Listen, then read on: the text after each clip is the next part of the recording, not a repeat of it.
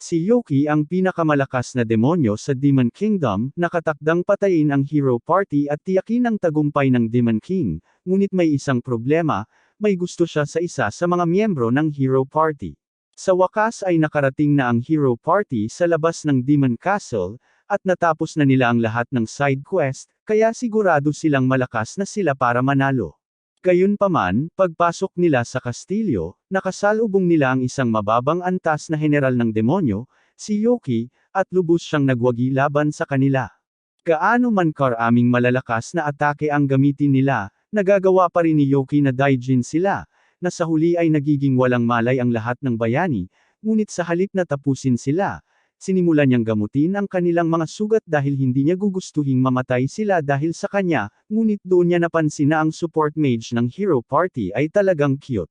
Gumugugol siya ng buong 10 minuto sa pagtitig lang sa kanya, pero pagkatapos ay lumabas ang kanyang mga nasasakupan at medyo kakaiba sa kanila na nakatayo lang siya sa ibabaw ng walang malay na babae ng matagal.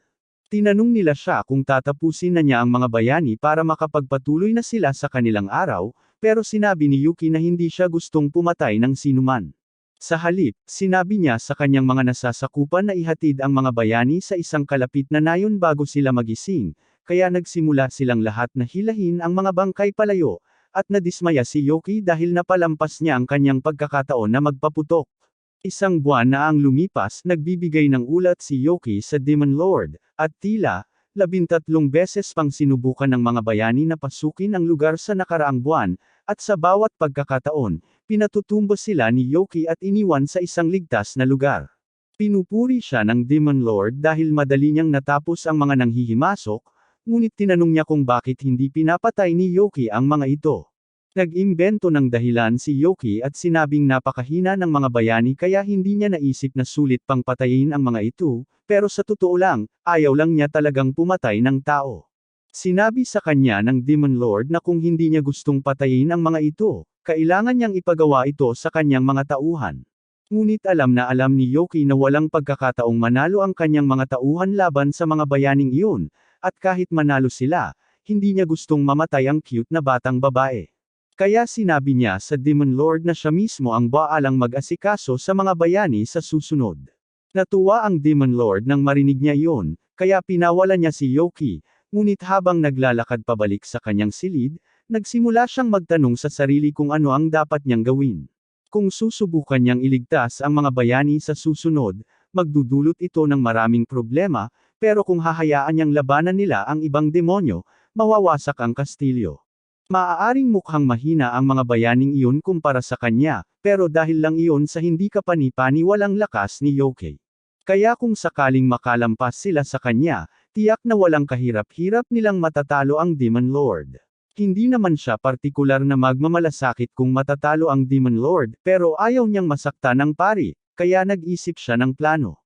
Sa susunod na pagtatangka ng mga bayani na sakupin ang Demon Castle, muling lubos na nangingibabaw si Yoki sa kanila, ngunit sa pagkakataong ito, sa halip na patumbahin silang lahat, pinayagan niya silang makatayo muli at inalok sila ng pagpipilian.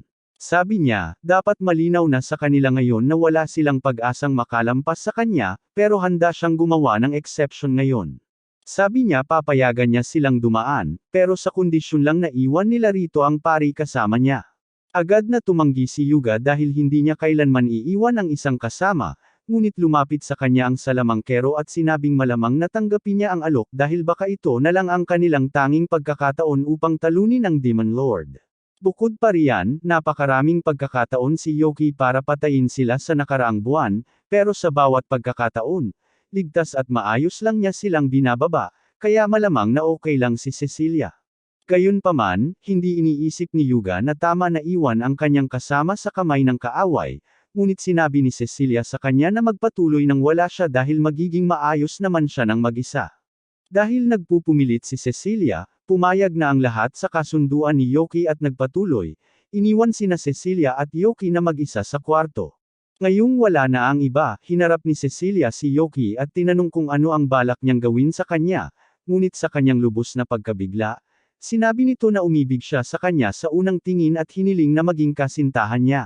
Sa lahat ng bagay na inakala ni Cecilia na mangyayari, hindi niya inaasahang makatanggap ng pagtatapat mula sa isang general ng demonyo, at hindi niya alam kung paano siya dapat tumugon doon, kaya magalang na lang siyang tumanggi. Wasak ang puso ni Yoki at nagkulong sa isang bola sa sahig upang hintayin ang kamatayan dahil wala nang halaga sa kanya ang anuman. Medyo masama ang pakiramdam ni Cecilia, kaya tinanong niya si Yoki kung okay lang siya, pero napagtanto niya na baka lahat ng ito ay isang paraan para mapababa ang kanyang pagbabantay, kaya itinaas niya ang kanyang cetro at itinuro kay Yoki. Pero nakakagulat, hindi man lang siya nagreaksyon at nanatili lang doon. Tinanong niya siya kung bakit hindi siya lumalaban, kaya sumagot si Yoki at sinabing walang saysay. Ang tanging mahalaga sa kanya ay ang pag-amin ng kanyang nararamdaman sa kanya, at dahil tinanggihan siya nito, handa siyang mamatay sa kaalamang sinubukan niya ang kanyang makakaya. Akala pa rin ni Cecilia sinusubukan siyang lokohin, pero sinabi ni Yoki sa kanya na talagang pagod na siya sa ganitong pamumuhay. Bilang isang general ng demonyo, napipilitan siyang bantayan ang silid na ito ng walang tigil, at ang tanging oras na pinapayagan siyang lumabas ay para umatake sa mga nayon ng tao, at hindi niya gustong gawin ang ganitong bagay. Maaaring demonyo na siya ngayon, pero dahil lang iyon sa muli siyang ipinanganak sa mundong ito, kaya sa loob, tao pa rin siya sa puso. Kung ganoon, tinanong ni Cecilia kung bakit pinili niyang maglingkod sa Demon Lord, dahil sigurado siyang sa lakas niya ay kaya niyang patayin ito kung gusto niya. Sinabi ni Yoki na pinag-isipan niya ito, ngunit napagtanto niya na kung papatayin niya ang Demon Lord, siya mismo ang automatikong magiging bagong Demon Lord, at mas masama yun para sa kanya, kaya pinili na lang niyang mamuhay bilang isang mababang antas na gwardya upang maiwasan ang pinsala hanggat maaari. Ang buhay niya ay puno ng kalungkutan at hindi matiis, ngunit nagbago ang lahat nang makita niya ang mukha ni Cecilia.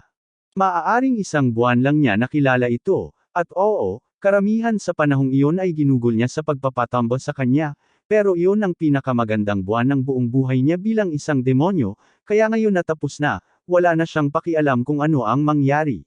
Sinabi ni Cecilia sa kanya na tumigil sa pagsasalita ng ganoon, dahil kung tunay siyang tao sa loob, gaya ng sinasabi niya, hindi pa huli ang lahat para mamuhay siya ng may kabuluhan. Ilang araw pagkatapos matagumpay na talunin ng Hero Party ang Demon Lord, bumalik sila sa kabisera kung saan nagpasalamat ang hari sa kanilang magiting na pagsisikap. Ipinahayag niya na ang susunod na 3 araw ay lalaan sa pagdiriwang ng mga nagawa ng Hero Party, ngunit sa parehong oras, sa labas ng lungsod, kara-rating lang si Yoki at naghahanda ng simulan ang kanyang buhay bilang tao. Binigyan siya ni Cecilia ng direksyon kung paano makarating dito, kaya ang kailangan na lang niyang gawin ngayon ay magpanggap na tao at makakapagpalipas siya ng oras kasama niya. Pero una, kailangan niyang tanggalin ang sungay niya, at siguradong masakit yon. Habang nagaganap ang parada para sa mga bayani, nagtungo si Yoki sa Adventurers Guild at humiling na magparehistro. Ang lalaki sa counter ay inis kay Yoki, pero hindi dahil hindi niya siya gusto, kundi dahil tamad siya at gusto niyang matapos ang araw nang walang ginagawa. Dahil gusto ni Yoki na magparehistro, kumuha siya ng form sa pagpaparehistro at ibinigay ito sa kanya upang punan.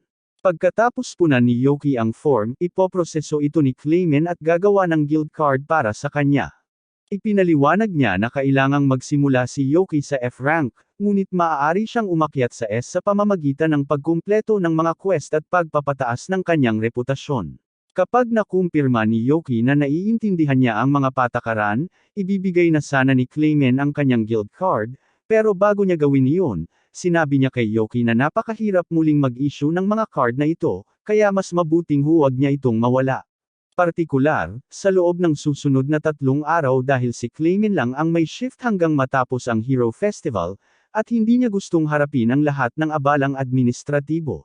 Nangako si Yoki na mag-iingat, kaya kinuha niya ang kanyang card at umalis para tapusin ang ilang misyon, at sa pagtatapos ng araw, kumita siya ng malaking halaga. Hindi pa niya nakikilala si Cecilia, pero ang plano niya ay magtrabaho muna bilang adventurer at maging sapat ang tagumpay para maging karapat-dapat kay Cecilia, at pagkatapos gawin ang lahat ng iyon, kapag nagtapat ulit siya sa dalaga, siguradong tatanggapin nito ang kanyang pagmamahal.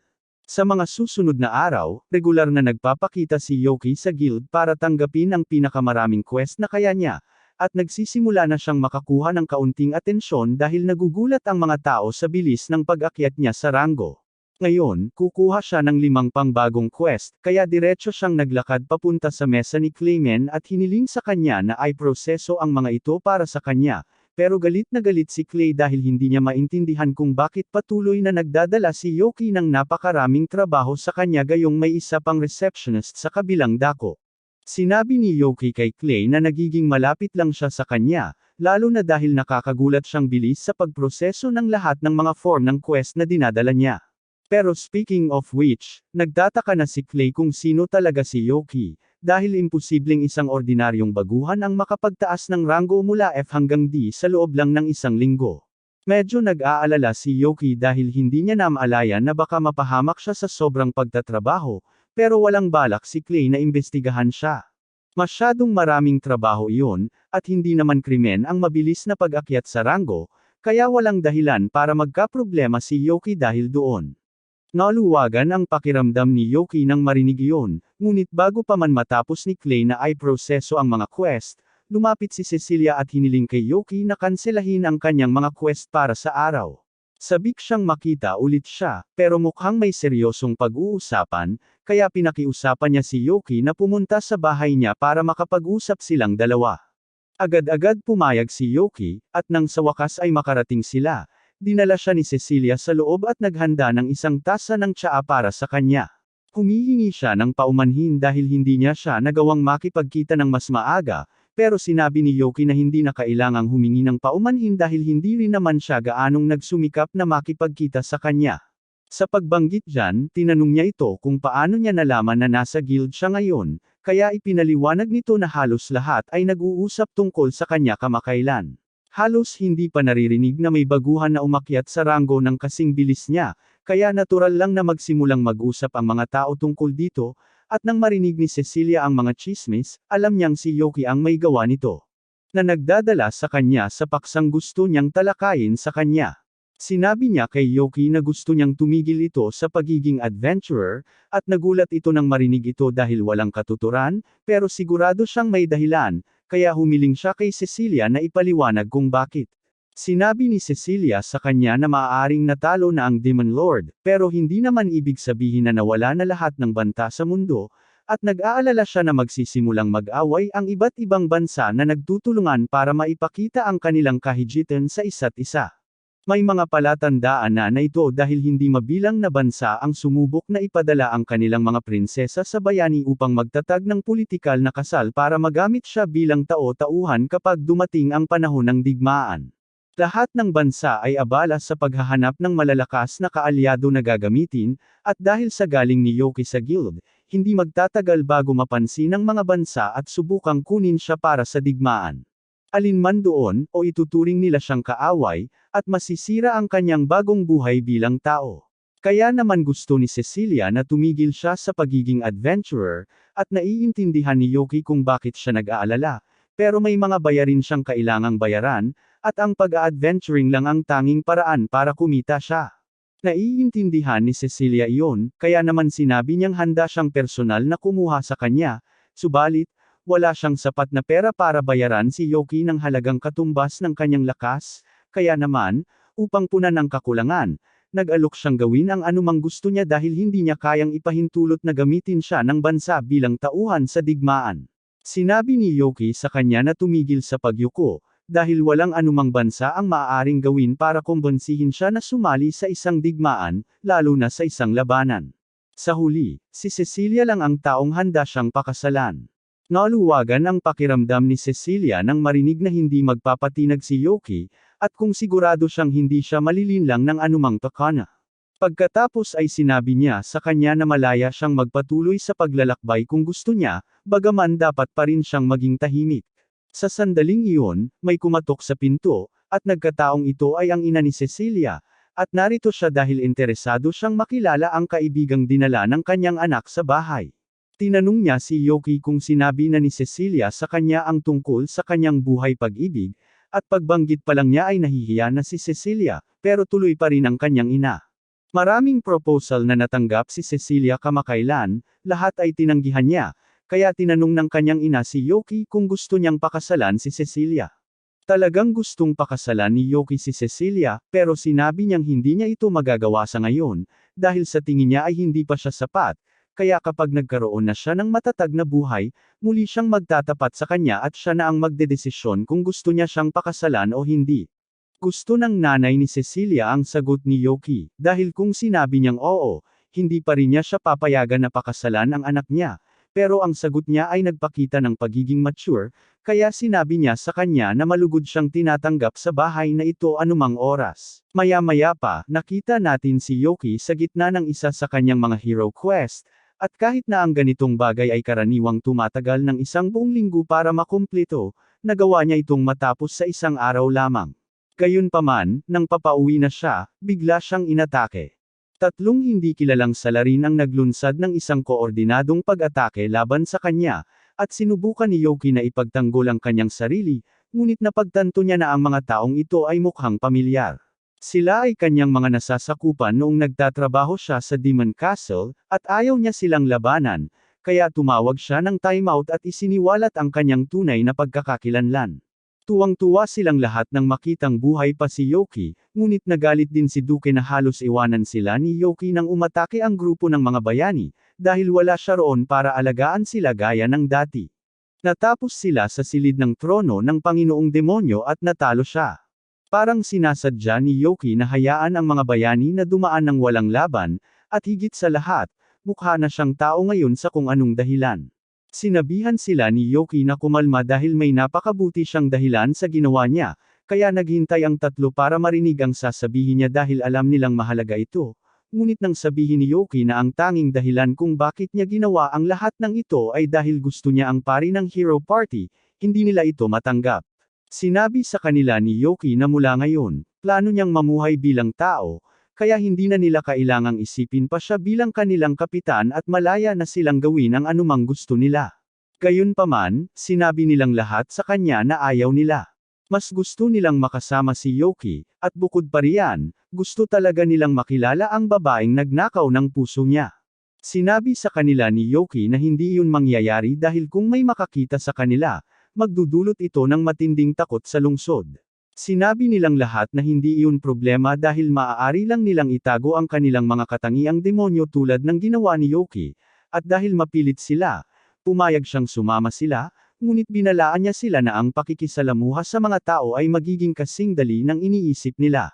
Nang araw na iyon, dinala ni Yoki ang kanyang mga nasasakupan upang makipagkita kay Cecilia matapos magbalat kayo, ngunit mas malupit ito kaysa sa inaasahan nila, lalo na para sa kaligayahan, dahil kinailangan ni Yoki na bunutin ang kanyang mga balahibo isa-isa. Naupo silang lahat upang uminom ng tsaa, at sinabi ni Cecilia na natutuwa siyang makilala sila, ngunit kahit alam niyang mga demonyo sila, hindi naman talaga sila kamukha. Ipinaliwanag ni Duke na ginawa nilang lahat ang kanilang makakaya upang magmukhang tao hanggat maaari, at sa kanyang kaso, dahil isa siyang dulahan, itinago ni Yoki ang kanyang ulo sa kanyang baluti upang hindi ito gamulong. Mukhang maayos naman ang pakikasama ni Duke kay Cecilia, ngunit medyo naiinggit si Yoki dahil hindi naman gaanong nagsasalita si Duke ng ganito kalapit sa kanya, ngunit bigla na lang, ngayong nasa harap na niya ang isang cute na babae, nakikipag-usap na siya. Ipinaliwanag ni Duke na hindi lang siya masyadong nagsasalita noon dahil dati ay kinaiinisan niya ang loob ni Yoki. Kilala si Yoki bilang isang taong laging nakakulong sa kastilyo ng mga demonyo, at kahit na sinisigawan siya ng kanyang nakatataas na lumabas at pumatay ng ilang tao tulad ng isang kagalang-galang na general ng demonyo, pinagbabantaan lang siya ni Yoki na bugbugin hanggang sa sumuko na ito at iniwan na lang siya. Gayunpaman, hindi kinaya ni Duke ang ganoong kawalang-galang na pag-uugali ng isang general ng demonyo, kaya isang araw, pumasok siya sa kwarto ni Yoki para turuan ito ng leksyon. Inakala niyang madaling matuklasan ng isang taong walang pakialam, ngunit nagkamali siya, at binugbog pa siya ni Yoki. Pagkatapos noon, naging isa siya sa mga nasasakupan ni Yoki, at kahit na may hinanakit siya sa matinding pambabastos na natanggap niya ng ilang panahon, kalaunan ay nalampasan niya ito at tinanggap si Yoki bilang kanyang pinuno. Sigurado siyang ganoon din ang nangyari kina Happiness at Shake, ngunit pagdating sa dalawang iyon, wala siyang ideya kung saan sila tumakbo. Magiging napakasama kung may ibang makakaalam ng kanilang tunay na pagkakakilanlan maliban kay Cecilia, kaya pumasok sila sa loob para hanapin sila, at nagkataong nakita nila ang ina ni Cecilia sa hardin kasama si Sheikh na natutulog sa kondongan nito. Napansin sila ni Akoray na papalapit at tinanong kung kilala ba nila kung sino ang batang ito, kaya ipinaliwanag nila sa kanya na si Sheikh ay isa sa mga kaibigan ni Yoki. Humingi ng tawad si Yoki sa anumang abala na maaaring idulot ni Sheikh, ngunit sinabi sa kanya ni Ako na hindi na kailangang humingi ng tawad dahil mahilig siyang gumugol ng oras kasama ang mga bata. Natagpuan niya si Sheikh na tumatakbo sa hardin, kaya sa halip na mag-alala tungkol sa mga walang kabuluhang detalye tulad ng kung paano ito nakapasok dito, nagpasya siyang sumama sa kanya at naglaro ang dalawa ng tawanan hanggang sa tuluyang napagod si Sheikh at nakatulog. Dahil naitala si Sheikh, tinanong ni Yoki si Aqua kung nakita niya ang isang batang babae kasama si Sheikh kanina, at kinumpirma niya ito, ngunit sinabi niya na kinuha siya ng headmaid kanina, kaya malamang ay nasa loob siya ngayon. Parang may naghihintay na problema, kaya nagmadaling pumasok sina Yoki at ang iba pa para hanapin siya, ngunit laking gulat nila nang makita nila si Happiness na sinasanay sa perpektong asal sa katulong. Nang makita ni Sofia ang grupo, ipinaliwanag niya sa kanila na katatapos lang niyang sanayin ang bagong katulong, ngunit ipinaalam sa kanya ni Cecilia na ang kaligayahan ay hindi isang katulong, isa siya sa mga kaibigan ni Yoki. Tinanong ni Sofia si Happiness kung totoo ito, at kinumpirma niya ito, kaya humingi ng tawad si Sofia sa pagkakamali at sinabing maaari siyang umalis kung gusto niya.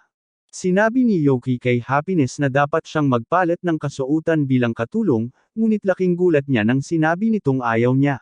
Mas masaya ang pagiging katulong kaysa sa inaakala niya, kaya gusto niyang magsimulang magtrabaho dito, at walang pagtutol si Sofia, kaya isa na ngayong opisyal na katulong si Happiness. Sa pagtatapos ng araw, naghanda na silang lahat para umalis at bumati ng good luck sa unang araw niya bilang katulong, ngunit bago pa makaalis si Yoki, hinayla siya ni Aqua palayo at binanggit na ilang linggo nang walang pagkakataon si Cecilia na magpahinga, kaya plano niyang pilitin itong magpahinga, kaya kung yayayain man siya ni Yoki na makipag-date, iyon ang pinakamagandang oras. Isa ito sa pinakamagandang layup na natanggap ni Yoki, at sisiguraduhin niyang hindi ito masasayang.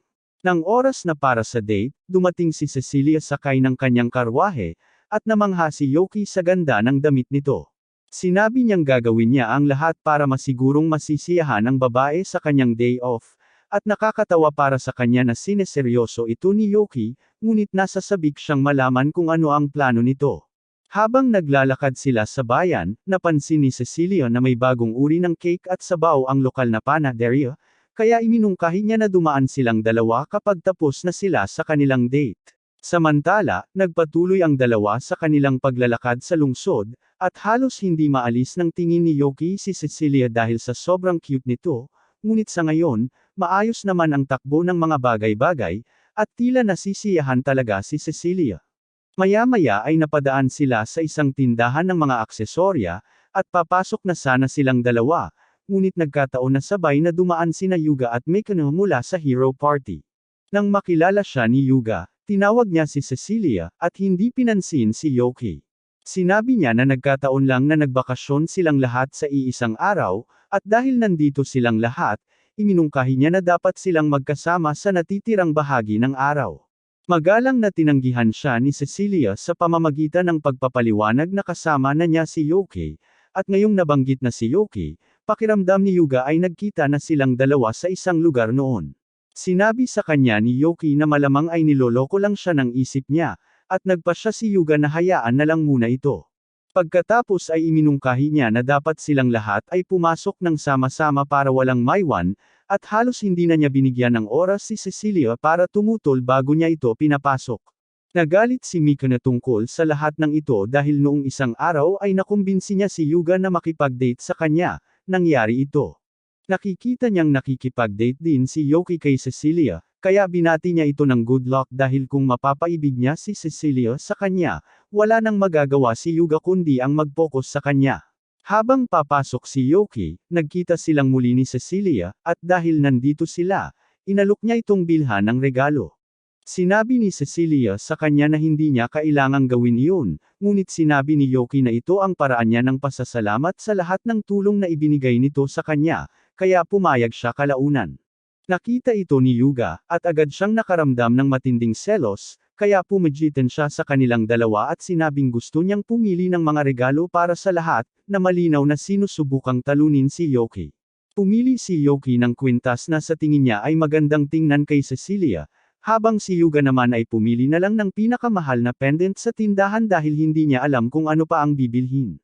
Sinubukan niyang ipasuot ito kay Cecilia, ngunit sa proseso, aksidente niyang natanggal ang kanyang maskara, at ngayong hindi na nito suot ang kanyang sombrero at salamin, agad siyang nakilala ng lahat ng tao sa tindahan at ang iba pang miyembro ng Hero Party.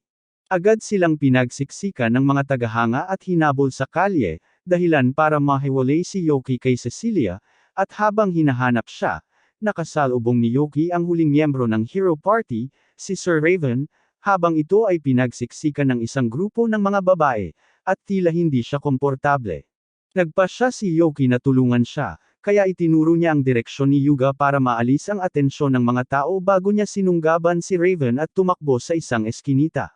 Nang makaalis na sila sa karamihan, inaasahan ni Yoki na kahit papaano ay magpapasalamat si Raven sa kanya, ngunit nanatili itong tahimik, kaya inakala niyang hindi ganoon kadaldal si Raven.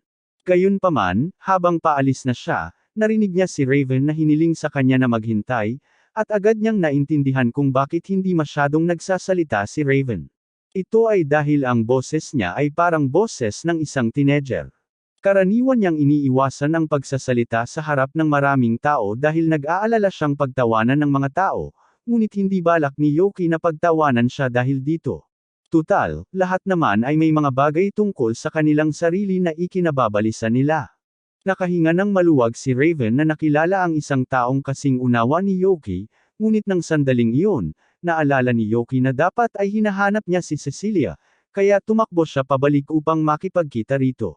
Lumipas ang natitirang bahagi ng araw nang walang anumang karagdagang problema, ngunit kinabukasan, nalaman ni Yoki na nilanat si Cecilia dahil sa lahat ng stress kahapon.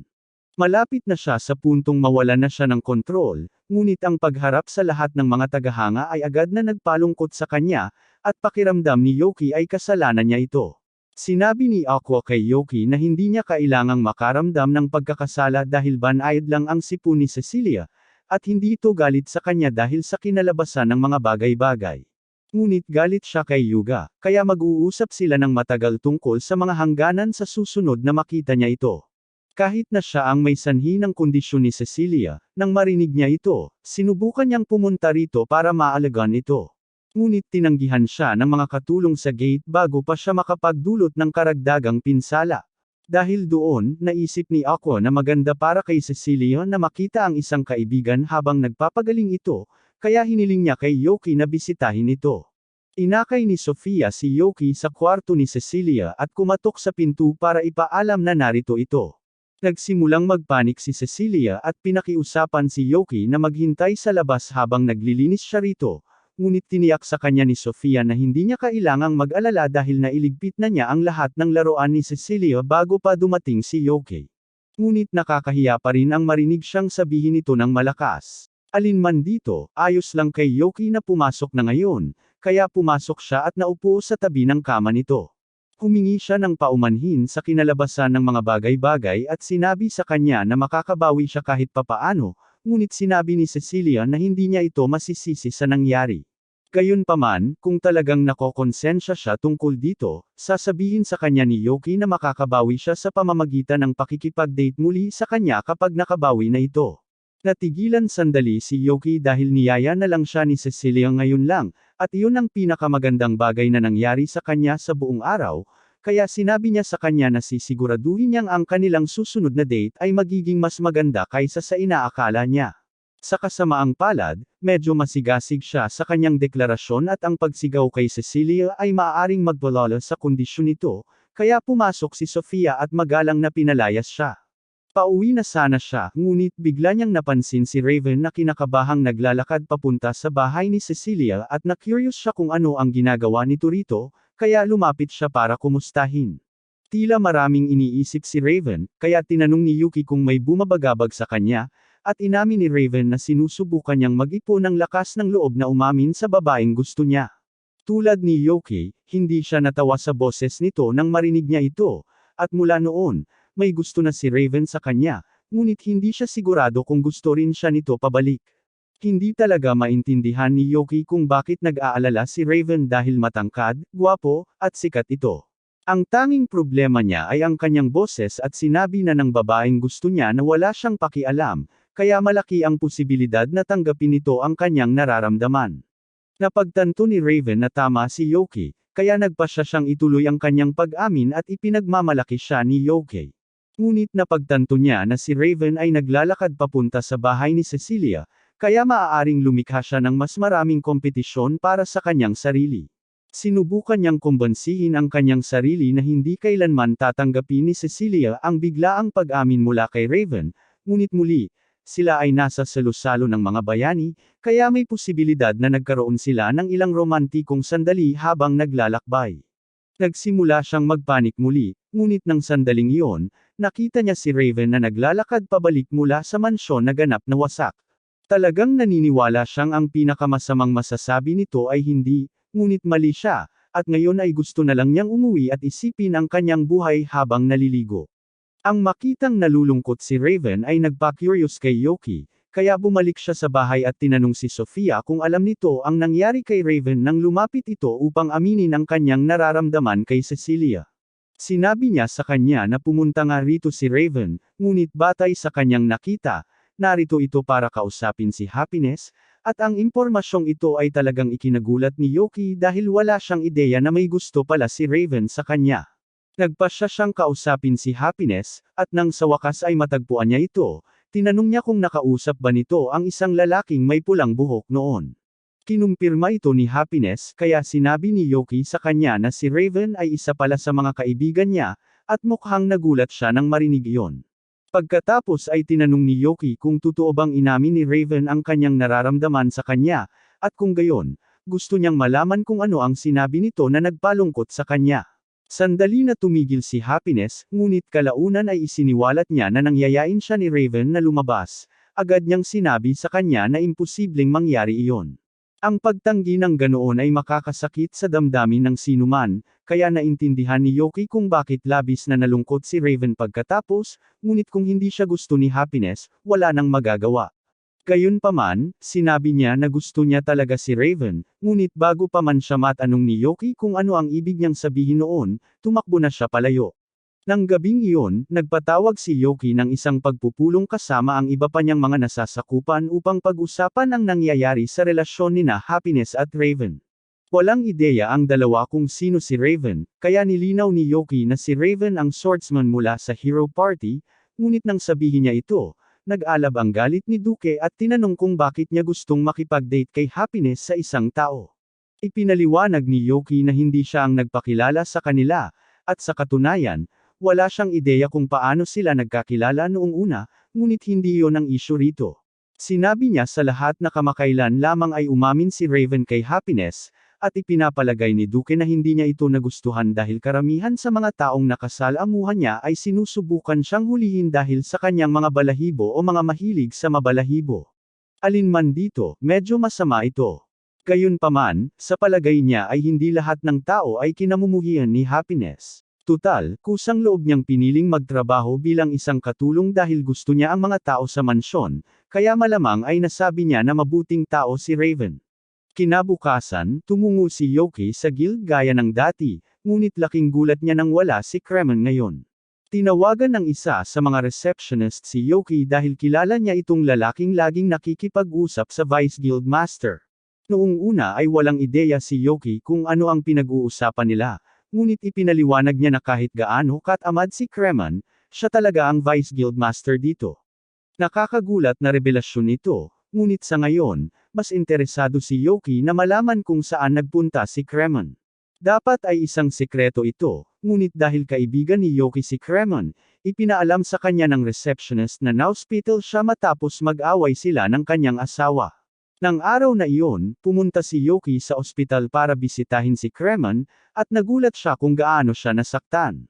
Tinanong niya kung ano ang nangyari kaya ipinaliwanag ni Kremen na kahapon ay anibersaryo niya, kaya gusto niyang pumili ng magandang regalo para sa kanyang asawa, ngunit masyado siyang na-focus kaya lumipas ang buong araw na nakatitig siya sa mga alahas, at nang sa wakas ay nakauwi na siya, hindi na niya natuloy ang hapunan, kaya inakala ng kanyang asawa na nakalimutan na niya ang anibersaryo, at nag-away sila pagkatapos. Naisip ni Yoki na malamang malakas ang asawa ni Kremen kung nagawa niya itong sakta ng ganito, at sinabi niyang inaasahan na ito dahil isa itong dating A-rank adventurer. Hindi makapaniwala si Yoki na kasal si Kremen sa isang taong A-rank level, ngunit para sa record, si Kremen ay isa ring dating A-ranker. Matatagalan bago natural na gumaling si Kremen mula sa lahat ng mga sugat na iyon, kaya nag-alok si Yoki na gumamit ng healing magic para tulungan siya, ngunit agad na isinantabi ni Kremen ang ideya. Ang pagiging nasugatan ng ganito ang perpektong dahilan para alagaan siya ng kanyang asawa hanggang sa gumaling siya. Sakto namang pumasok ang asawa ni Kremen, at si Sofia pala iyon, na labis na ikinagulat ni Yoki. Hindi niya lubos maisip na ikakasal ito sa isang taong katulad ni Kremen, ngunit tila masaya silang magkasama, bukod pa sa paminsan-minsang marahas na hindi pagkakaunawaan.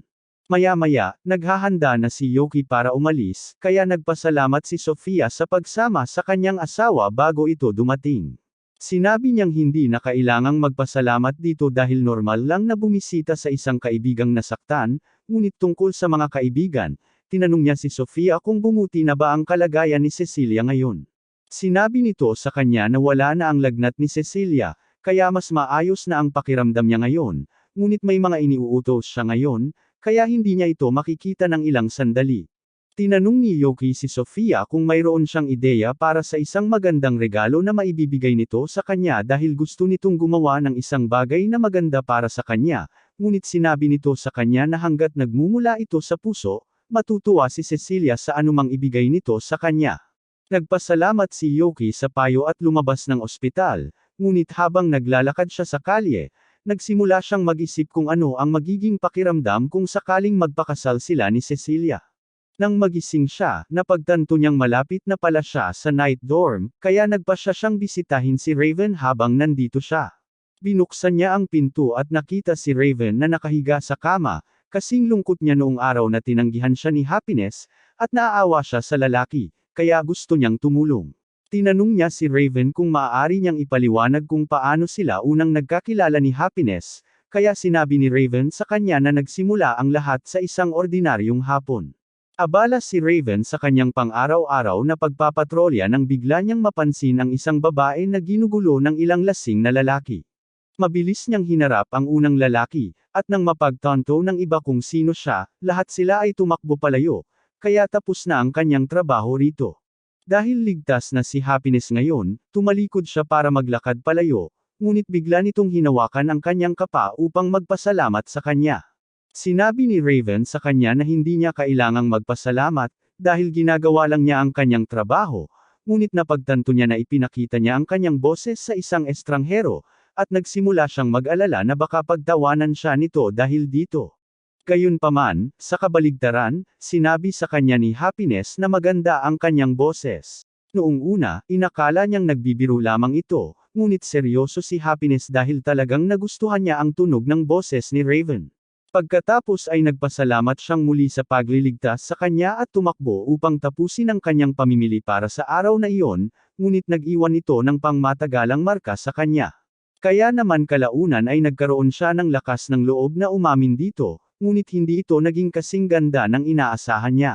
Sa tingin niya ay isang pagkakamali ang umamin ng ganoon kaga kung kailan halos hindi sila magkakilala dahil marahil ay hindi siya komportable. Gayunpaman, sinabi ni Yoki sa kanya na hindi siya dapat sumuko ng ganoon kagad dahil may pakiramdam siyang maaaring may pagkakataon pa rin siya kay Happiness, ngunit sa ngayon, iminungkahi niya na dapat silang dalawa ay lumabas ng ilang sandali upang pasayahin siya. Dinala ni Yoki si Raven sa tindahan ng alahas na pinuntahan niya noong nakaraan kasama si Cecilia, dahil hindi niya nabili ang kwintas na iyon para dito, at habang naroon sila, nakakita si Raven ng isang magandang palawit na babagay kay Happiness. Hindi siya sigurado kung dapat ba niya itong bilhin o hindi, dahil maaaring isipin ni Happiness na kakaiba ang makatanggap ng regalo mula sa isang taong halos hindi niya kilala, ngunit tiniyak sa kanya ni Yoki na pahahalagahan niya ang ideyang inilagay niya rito. At kung wala ng iba pa, tiyak na magugustuhan niya ang disenyo dahil bagay na bagay ito sa kanya. Kalaunan ay nagpasya si Raven na bilhin ang palawit, at dahil ayaw niyang may makarinig sa kanyang boses, nakipag-usap siya sa Kaera gamit ang panulat at papel. Gayunpaman, habang palabas na sila ng tindahan, nakasalubong ni Yuki at Raven si Mikuna, at nagulat siya nang makita silang dalawa sa isang tindahan ng alahas na magkasama. Tinanong niya kung ano ang ginagawa nila rito, at agad na sumagot si Yuki, sinabing narito sila para bumili ng mga regalo para sa mga babaeng mahal nila. Alam na ni Mikuna na may gusto si Yuki kay Cecilia, kaya hindi na siya nagulat doon, pero wala siyang ideya na may gusto rin pala si Raven. Hiniling niya rito na sabihin na ang totoo, pero ayaw magsalita ni Raven habang nasa tabi niya, at kasalanan niya iyon dahil minsan na niyang pinagtawanan ang boses nito, at mula noon, naging masyadong nahihiya ito para magsalita habang nasa tabi niya. Naaawa si Mikuna tungkol dito, at humingi na siya ng tawad, pero alam niyang hindi mababago ng paghingi ng tawad ang ginawa niya, kaya ayaw niya itong pilitin. Gayunpaman, kahit ayaw siyang kausapin ni Raven, gusto pa rin niyang marinig ang lahat ng detalye tungkol sa crush nito, kaya niyaya niya ito at si Yuki na kumain ng tanghalian kasama niya. Gayunpaman, nang sa tingin niya ay handa na silang mag-usap, sinimulan ni Yuki at Raven na punuin ang kanilang mga mukha ng pagkain para hindi na nila kailangang magsalita. Perpekto ang plano, pero nang banggitin ni Mikuna na maaari niyang ikwento kay Yuki ang ilang bagay tungkol kay Cecilia kung kakausapin nito, agad siyang sumuko sa plano. Tinanong siya ni Mikuna kung gaano nakalayo ang narating nila ni Cecilia, at sinabi niya rito na walang espesyal dahil hindi pa sila nagliligawan, at tila nakatanggap siya ng napakaraming alok sa kasal, kabilang ang isa mula kay Yuga. Medyo nenas si Mikuna nang marinig ito dahil hindi niya maintindihan kung bakit hindi pa nito napapansin ang mga pahiwatig nito. Noon pa man ay medyo baliw na ito, kaya minsan ay hindi niya sinasadyang madatnan ito at si Cecilia na nagpapalit o naliligo, at napakapopular niya sa mga kababaihan kaya naman palaging nabubuo ang napakaraming tao saan man sila magpunta. Hindi naman talaga niya ito sinasadya, ngunit ang kanyang walang pakialam na pag-uugali ay talagang nakakainis kay Cecilia, at maaari itong maging nakakatakot kapag galit ito. Tinanong ni Mikuna si Raven tungkol sa crush niya, pero pinutol siya ni Yuki dahil ayaw niyang hayaan siyang guluhin siya nito.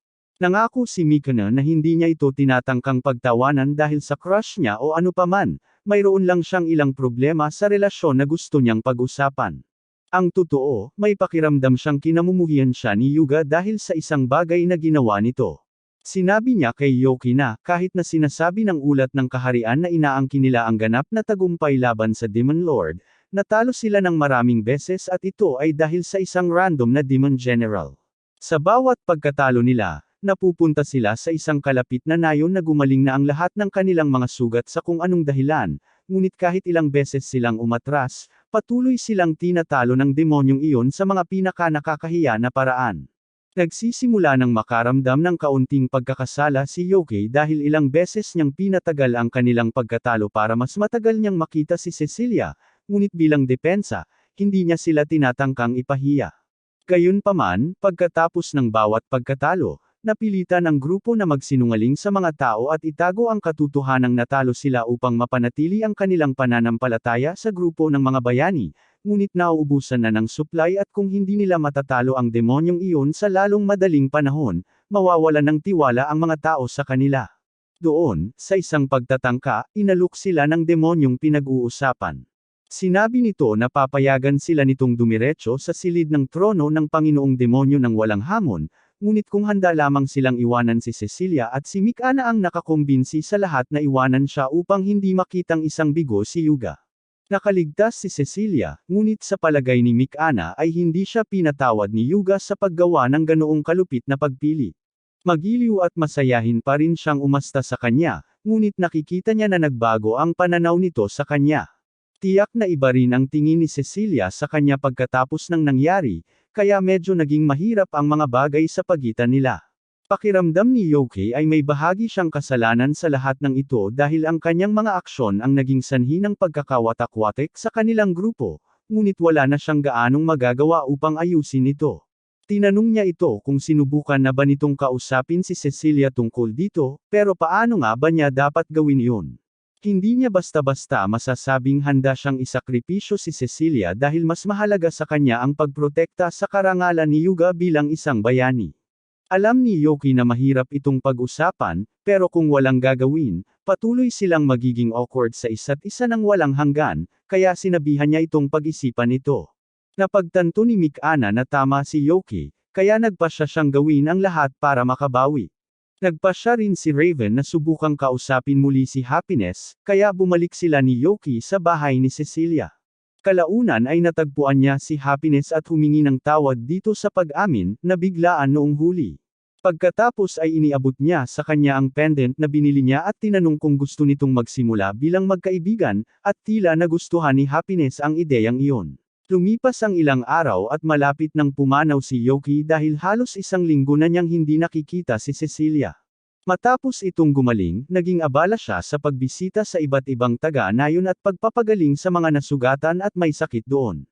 Naging abala rin ang iba pang miyembro ng Hero Party dahil si Raven ang Night Captain, si Mikana ay isang Royal Magician, at si Yuga naman ay maraming misyon sa pagpuksa at diplomasya. Ngunit siya naman, wala talagang ginagawa. Nang sandaling iyon, kumatok ang kaligayahan sa pinto ni Yoki at sinabing narito siya para maghatid ng mensahe. Tila pinapunta siya ni Cecilia para ipaalam kay Yoki na uuwi siya ngayong hapon at nangangahulugan ito na sa wakas ay makikita na niya itong muli. Tuwang-tuwa siya dahil ito na ang perpektong pagkakataon para maibigay niya rito ang kwintas na binili niya dahil hindi niya ito nakita noong nakaraan. Gayunpaman, habang naglalakad siya sa kalye, isang matandang babae na may fortune booth ang tumawag sa kanya at sinabing magkakaroon siya ng pinakamasamang kapalaran ngayon. Dapat ay nakakabahala ito, ngunit inakala ni Yoki na isa lamang itong panloloko at nagpatuloy sa kanyang pang-araw-araw na gawain. Tutal, kung papunta siya para makipagkita kay Cecilia, ano kaya ang posibleng maging problema? Una, tumungo si Yoki sa isa sa mga lokal na panaderia para bumili ng regalo para kay Cecilia. Ngunit ang babaeng karaniwang nagtatrabaho doon ay tila nag-a-day off, kaya hiniling niya sa kanyang kapatid na palitan siya, at medyo sineseryoso ito ng kanyang kapatid. Medyo awkward ang sitwasyon para kay Yoki, kaya umorder na lang siya ng ilang cupcake at umalis. Ngunit habang nagpapatuloy siya sa paglalakad, napagtanto niya na lahat ng cupcake ay nadurog ng mga nakaumbok na kalamnan ng lalaking iyon. Ibig kong sabihin, masarap pa rin ang mga cake kahit papaano, ngunit malas pa rin na nangyari ito sa kanyang batch. May ilan pang nangyari kay Yoki habang naglalakad siya papunta sa bahay ni Cecilia.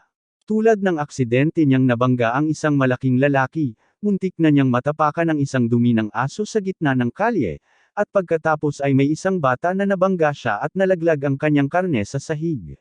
Pwede sanang hindi pinansin ni Yoki ang bata at nagpatuloy sa paglalakad, pero masyado siyang mabait para doon, kaya nag-alok siyang bumili ng bago para tumigil sa pag-iyak ang bata kahit hindi naman niya kasalanan. Sa ngayon, maliliit na abala lang ang nangyayari sa kanya, pero lalong lumalala ang swerte ni Yoki dahil ilang sandali lang, naagaw ng mandurukot ang kanyang pitaka. Ngayon, may mga taong susuko na rito, pero hindi hinahayaan ni Yoki na masayang ang kanyang pinaghirapan na pera, kaya ginamit niya ang kaunting lakas niya para habulin ang mandurukot at sinipa siya. May katwiran naman si Yoki rito, pero sa kasamaang palad, malapit lang si Yuga, at ang nakita lang niya ay sinipa ni Yoki ang isang lalaki sa sahig at kinuha ang isang bag ng pera. Sinubukan ni Yoki na ipaliwanag na hindi lang ito pagkakaunawaan, pero hindi ito pinaniwalaan ni Yuga, kaya sinimulan niyang atakihin si Yoki, sinusubukang sumuko ito. Ngayon, tiyak na matatalo ni Yoki si Yuga kung gugustuhin niya, ngunit mabubunyag niya ang kanyang pagiging isang ordinaryong tao, kaya nagpasya siyang tumakas. Gayunpaman, hindi iyon gumana para sa kanya dahil mabilis na hinaranggan ng isang grupo ng mga kabalyero ang kanyang landas at ang pakikipaglaban para makatakas ngayon ay magdudulot lamang ng mas maraming problema para sa kanya sa hinaharap, kaya sumuko si Yoki. Nakulong siya dahil sa kanyang umano'y krimen at nagsisimula siyang mag-isip na maaaring tama ang manghuhula na malas siya ngayon. Gayunpaman, hindi naman lahat ng masama dahil may mga kaibigan pa rin siyang nagbabantay sa kanya, at pagkaraan ng ilang sandali, dumating si Duke para bisitahin siya. Si Duke ay minanmanan ng mga Royal Knights ilang araw na ang nakalipas, at sa tingin niya ay nakakatawa na napasok ni Yoki ang ganitong uri ng gulo ng napakabilis. Ikinatwiran ni Yoki na wala siyang ginawang mali, ngunit alam na iyon ni Duke, at sinabi niya kay Yoki na hindi niya kailangang mag-alala. Nabalitaan na ni Raven ang buong pangyayari, at kasalukuyan niyang iniimbestigahan ang bagay na ito, kaya sandali na lang bago malutas ang lahat. Maya-maya, isa pang kabalyero, si Irene, ang lumapit at sinabi kay Yoki na siya ay napawalang sala na sa lahat ng pagkakamali at ang kanyang kalayaan ay mawawala na. Gamaan ang loob ni Yoki nang marinig yun, ngunit sinabi niya sa kanya na tila gusto ni Yuga na makipagkita sa kanya upang humingi ng tawad, na siyang huling bagay na inaasahan ni Yoki na marinig. Kalaunan, nakilala ni Yoki si Yuga sa isang restoran, at taos-pusong humingi ng tawad si Yuga sa lahat ng abala na idinulot niya, kaya upang makabawi kay Yoki, inalok niya ito ng isang piging. Nabulag si Yoki sa pagiging inosente ni Yuga, at malinaw na wala itong masamang intensyon, kaya nagpasya siyang tanggapin ang alok nito. At pagkatapos kumain, nagsimula si Yuga ng isang maliit na usapan. Una, sinabi niyang wala siyang ideya na kaibigan ni Yoki si Raven, at kahit hindi niya ito nakilala noon, ngayong nagkaroon siya ng pagkakataong makausap si Yoki, napagtanto niyang ito rin ang lalaking kasama ni Cecilia noong nakaraan. Dahil dyan, tinanong niya si Yoki kung ano ang relasyon niya kay Cecilia, at mahinahong sinagot ni Yoki na magkaibigan pa rin silang dalawa, na ikinatuwa ni Yuga nang marinig iyon, ngunit sinabi niyang gusto niyang humingi ng payo kay Yoki. Sinabi niyang gusto niyang malaman kung paano makisama ng maayos kay Cecilia, at iyon ang huling bagay na gugustuhin ni Yoki na pag-usapan ni Yuga. Sinabi niya kay Yuga na kamakailan lang sila naging magkaibigan ni Cecilia, kaya kung gusto niya ng payo kung paano makisama rito, dapat niyang subukang humingi ng payo sa isang taong mas matagal nang nakakakilala sa kanya, tulad ni Mikana halimbawa. Gayunpaman, sinabi ni Yuga na hindi niya maaaring humingi ng payo kay Mikana dahil malamang na kinamumuhian nito si Cecilia. Nabigla si Yoki nang marinig niya itong sinabi at tinanong kung narinig niya mismo si Mikana na nagsabi nito, ngunit sinabi ni Yuga na hindi iyon ang kaso, alam lang niya na ayaw ni Mikana kay Cecilia. Isiniwalat niya na sa huling laban, nakumbinsi ni Mikana ang koponan na talikuran si Cecilia, at walang paraan na gagawin niya iyon kung hindi niya kinamumuhian si Cecilia. Sa tingin ni Yoki, hindi makatarungan para kay Yuga na isipin ang intensyon ni Mikana kahit hindi pa niya ito nakakausap. Sinabi niya na si Mikana ay kasing lungkot din ng lahat tungkol sa pag-iwan kay Cecilia dahil umiiyak ito buong oras, ngunit tinanong siya ni Yuga kung paano niya nalaman iyon gayong wala pa siya roon. Hindi pa rin maibunyag ni Yoki ang katotohanan na siya ang demonyo noon, kaya't pinaalis niya si Yuga sa usapan gamit ang isang walang kapintasang paliwanag. Maniwala ka sa akin, Brichocho. Hindi na tinanong pa ni Yuga si Yoki, ngunit tumanggi siyang tanggapin na hindi kasalanan ni Mikana, dahil kung hindi kasalanan ni Mikana, nangangahulugan iyon na kasalanan niya iyon, at hindi niya kailanman mapapatawad ang sarili niya sa pag-iwan kay Cecilia. Sinabi sa kanya ni Yoki na kailangan niyang itigil ang pagsisi sa kanyang mga kaibigan, dahil kung hindi niya kayang tanggapin ang responsibilidad para sa sarili niyang mga aksyon, hindi niya karapat-dapat tawaging bayani ang kanyang sarili. Biglang humagulgol si Yuga, at naisip ni Yoki na baka sumobra na siya sa pagsigaw, ngunit lumabas na ang mga sinabi ni Yoki ay talagang nakatulong kay Yuga na maunawaan kung saan siya nagkamali. Matagal na niyang kaibigan noong bata pa si Mikana, at lagi itong nasa tabi niya upang suportahan siya mula nang maging bayani siya, ngunit hindi niya magawang magtiwala rito at piniling maniwala na iniwan nito si Cecilia dahil sa poot. Hindi niya alam kung paano niya maaayos ang mga bagay sa pagitan nilang dalawa. Sinabi sa kanya ni Yoki na maaari na lang siyang humingi ng tawad dahil malinaw na nagmamalasakit pa rin si Mikana sa kanya, at kahit na medyo pag-alitan siya nito, tiyak na patatawarin siya nito sa huli. Tuwang-tuwa si Yuga at sinabing hihingi na siya ng tawad ngayon, ngunit masyado siyang kinakabahan para gawin ito ng mag-isa, kaya hiniling niya kina Yoki at Raven na sumama rin. Sa huli ay nakarating silang lahat sa bahay ni Mikana, ngunit medyo nalungkot si Yoki na nahila siya sa napakahabang paglihis ng daan gayong gusto lang naman niyang bisitahin si Cecilia ngayon. Sabi ni Yuba, kailangan lang niya ng kaunting suporta sa moralidad para makapaghintay sila sa labas habang papasok siya para humingi ng tawad sa kanya. Pagkatapos ay pumasok si Yuga at tumakbo papunta sa kwarto ni Mikana kung saan niya ito nakitang nagpapalit ng damit, ngunit habang agad na natarante si Mikana, nanatiling matigas ang mukha ni Yuga at sinabi sa kanya na may mahalagang sasabihin siya. Sinabi niya sa kanya na ngayon lang niya napagtanto na hindi patas ang pakikitungo niya sa kanya sa buong panahon na ito dahil iniisip niyang sinasadya nitong iwan si Cecilia gayong hindi naman pala. Alam niyang hindi sapat ang isang paghingi ng tawad para makabawi sa nagawa niya, ngunit umaasa siyang mapapatawad siya nito para makabalik sila sa dati. Talagang nakahinga ng maluwag si Mikana na hindi na siya kinamumuhian ni Yuga, ngunit naalala niya na naka-underwear pa rin siya at hindi niya alam kung alin ang mas malala, ang katotohanang bigla siyang pinalitan ni Yuga o ang katotohanang hindi siya nababahala dito.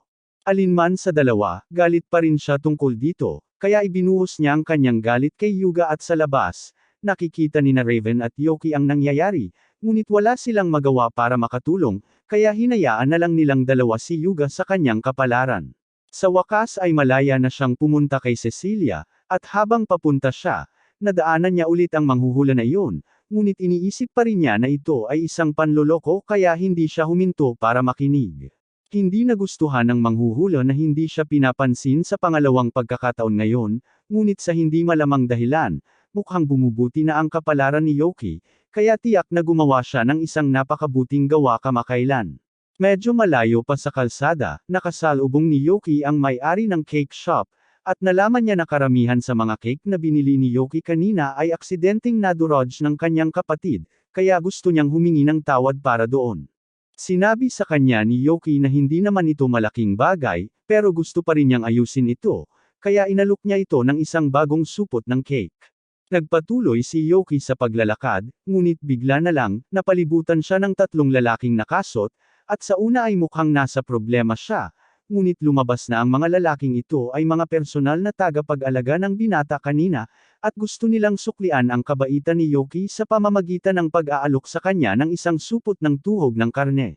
Maya-maya, sa wakas ay nakarating na si Yoki sa bahay ni Cecilia, ngunit medyo nalungkot ang kanyang kaligayahan dahil huli na talaga siya. Pumasok siya sa loob para salubungin si Cecilia, at tuwang-tuwa ang babae na makita siya dahil matagal na rin silang hindi nagkita.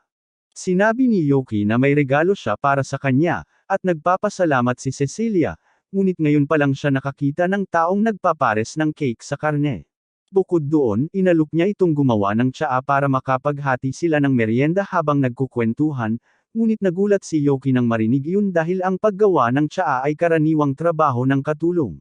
Buong pagmamalaking ipinaliwanag ni Cecilia na kamakailan lang ay tinuruan niya si Sofia ng ilang kasanayan sa bahay, kaya alam na niya ngayon kung paano gumawa ng tsaa ng maayos, at kaya na niyang magluto ng hindi nasusunog ang pagkain sa 70% ng oras. Pagkatapos ng ilang minutong pag-uusap, nalaman ni Cecilia ang tungkol sa kaligayahan at ang pagiging magkaibigan ni Raven, pati na rin ang pagiging pamilyar ni Yoki kina Mikana at Yuga, ngunit tungkol sa dalawang iyon, bigla nilang narinig ang boses ni Yuga na tumatawag kay Cecilia. Ilang sandali pa, pumasok si Yuga sa kwarto ni Cecilia at sinabi sa kanya na marami siyang gustong ihingi ng tawad, ngunit sinuntok siya ni Mika na palayo at sinabihan siyang masyado siyang mapilit. Walang ideya si Cecilia kung ano ang nangyayari, at nagulat din si Yoki dahil hindi niya inakala na bigla na lang darating ang iba rito, ngunit lahat sila ay may dapat ihingi ng tawad. Nauna si Mikana at sinabing humihingi siya ng paumanhin sa pag-iwan kay Cecilia noon. Sinabi ni Cecilia sa kanilang lahat na hindi siya gaanong nababahala dahil hindi lang ang buhay niya ang nanganganib noon. Tutal, kinailangan pang harapin ng iba ang Panginoong Demonyo nang mag-isa nang walang manggagamot na tutulong sa kanila. At lumabas nga, nang matalo ang Panginoong Demonyo, si Mikana ang unang tumakbo pabalik para siguraduhing maayos si Cecilia, kasunod sina Yuga at Raven. Ang katotohanang tumakbo silang lahat pabalik para subukang tulungan siya sa kabila ng kanilang pagod mula sa labanan ay nagpakita kay Cecilia na nagmamalasakit pa rin sila sa kanya. At wala naman sigurong ibang pagpipilian noong panahong iyon, kaya hindi sila masisisi ni Cecilia sa kanilang ginawang pagpili. Ang mahalaga ngayon ay nakaligtas ang lahat, kaya hindi na kailangang makaramdam ng pagkakasala sa nangyari. Nang araw ding iyon, namamasyal sina Yoki at Cecilia, at tinanong ni Cecilia kung may kinalaman si Yoki sa biglaang paghingi ng tawad ng iba. Inamin niya na medyo tinulak niya sila sa tamang direksyon dahil kasalanan niya ang lahat noong una pa lang, at nagpapasalamat si Cecilia dahil sa wakas ay nagkabalikan na ang kanyang mga kaibigan. Parang ito na ang perpektong pagkakataon, kaya sinabi ni Yoki kay Cecilia na may regalo siya para dito at inabot ang kwintas na binili niya. Tinanong niya ito kung handa ba itong tanggapin, at masayang sinabi nito na pahahalagahan niya ito habang buhay, na isang malaking ginhawa para kay Yoki dahil hindi niya alam ang gagawin niya kung tinanggihan siya nito. Ilang sandali pa, hiniling ni Cecilia kay Yoki na sumama sa kanya sa isang misyon dahil nakatanggap siya ng tawag para sa tulong mula sa isang liblib na nayon. Masaya si Yoki na mag-alok ng kanyang tulong, pero nandito rin si Sik, at hindi siya masaya tungkol doon. Dapat sana ito ang pagkakataon ni Yoki na makasama si Cecilia ng mag-isa, pero ayaw ni Sik na maiwan, kaya naghanap siya ng paraan para makasali, at huli na para paalisin siya. Sa kalaunan ay nakarating ang grupo sa nayon na pinag-uusapan, at narinig ni Cecilia na sinalakay ng mga bandido ang lugar na ito, ngunit mas masahol pa ito kaysa sa inaasahan niya. Hindi nagtagal ay lumabas ang pinuno ng nayon upang salubungin si Cecilia, at tuwang-tuwa siya na nagdesisyong bumisita sa kanilang nayon ng sikat na pari, ngunit wala siyang kaalam-alam kung sino sina Yoki at Sik. Sinabi ni Cecilia sa kanya na ang dalawang ito ay kanyang mga kaibigan, at pareho silang mahusay sa hilang magic, kaya narito sila upang tumulong sa paggamot sa mga nasugatan, at natuwa ang pinuno nang marinig iyon. Dinala niya sila sa bulwagan ng bayan kung saan nakalagay ang lahat ng nasugatan, at agad nagsimula ang grupo sa kanilang gawain.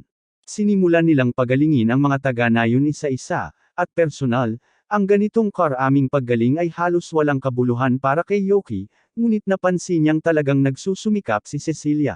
Hinahangaan niya kung gaano siya nagmamalasakit sa pagtulong sa mga nasugatan, pero dahil sa nasugatan, nagulat si Yoki na napakaraming nasugatan pero walang namatay sa mga taga-nayon. Ipinaliwanag ng pinuno na nagkaroon sila ng swerte, dahil sa kalagitnaan ng pagsalakay, inatake ang mga bandido at napilitang umatras. Isang mapalad na pagbabago ng mga pangyayari iyon, ngunit sa tingin ni Yoki ay medyo kakaiba na may nagkataong dumating sa tamang oras para iligtas ang mga taga-nayon. Sa sandaling iyon, tumingin si Yoki kay Cecilia, at napagtanto niya na baka masyado nang pinipilit nito ang sarili, kaya lumapit siya at hiniling sa kanyang magpahinga. Gayunpaman, tumangging makinig si Cecilia sa kanya dahil gusto pa rin niyang tumulong sa mga tao, kaya napilitan si Yoki na kumilos ng mag-isa at binigyan siya ng spell na magpapahinto sa kanya. Napagtanto niya na maaaring magmukhang masama ang pagpapatamba ng isang random na lalaki sa isang pari, ngunit sinisiguro niya sa lahat na natutulog lang ito, at gusto lang niyang magpahinga siya. Ilang sandali pa, sa wakas ay nagising si Cecilia mula sa kanyang hindi sinasadyang pagtulog, at galit na galit siya kay Yoki dahil sa paggamit ng spell ng pagtulog sa kanya nang walang babala. Humihingi ng paumanhin si Yoki, pero sinabi niyang wala siyang pagpipilian, dahil sa bilis ng pagpupersage ni Cecilia, malamang na mahimatay ito sa pagkaubos ng mana kung hindi siya gumawa ng paraan. Kinikilala ni Cecilia na baka medyo pinipilit niya ang sarili niya, kaya naiintindihan niya kung bakit nag-alala si Yoki sa kanya, pero gusto pa rin niyang mangako ito na hindi na muling gagamit ng mahika sa kanya nang walang pahintulot. Nangako si Yoki, at kung nag-aalala pa rin siya tungkol sa paggamot sa mga taga-nayon, sinabi niya sa kanya na makakapagpahinga siya dahil tapos na silang alagaan ni Sik.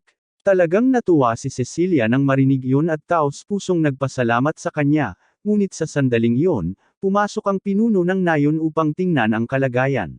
Natutuwa siyang makitang gumagaling na si Cecilia, at ayaw niyang humiling pa ng mas marami mula rito. Pero may isang maliit na batang babae na nakatira sa labas ng bayan, at umaasa siya na maaaring tingnan ng grupo ang batang ito. Tinanong nila kung inatake rin ng mga bandido ang dalagita, pero salamat naman, hindi iyon ang nangyari.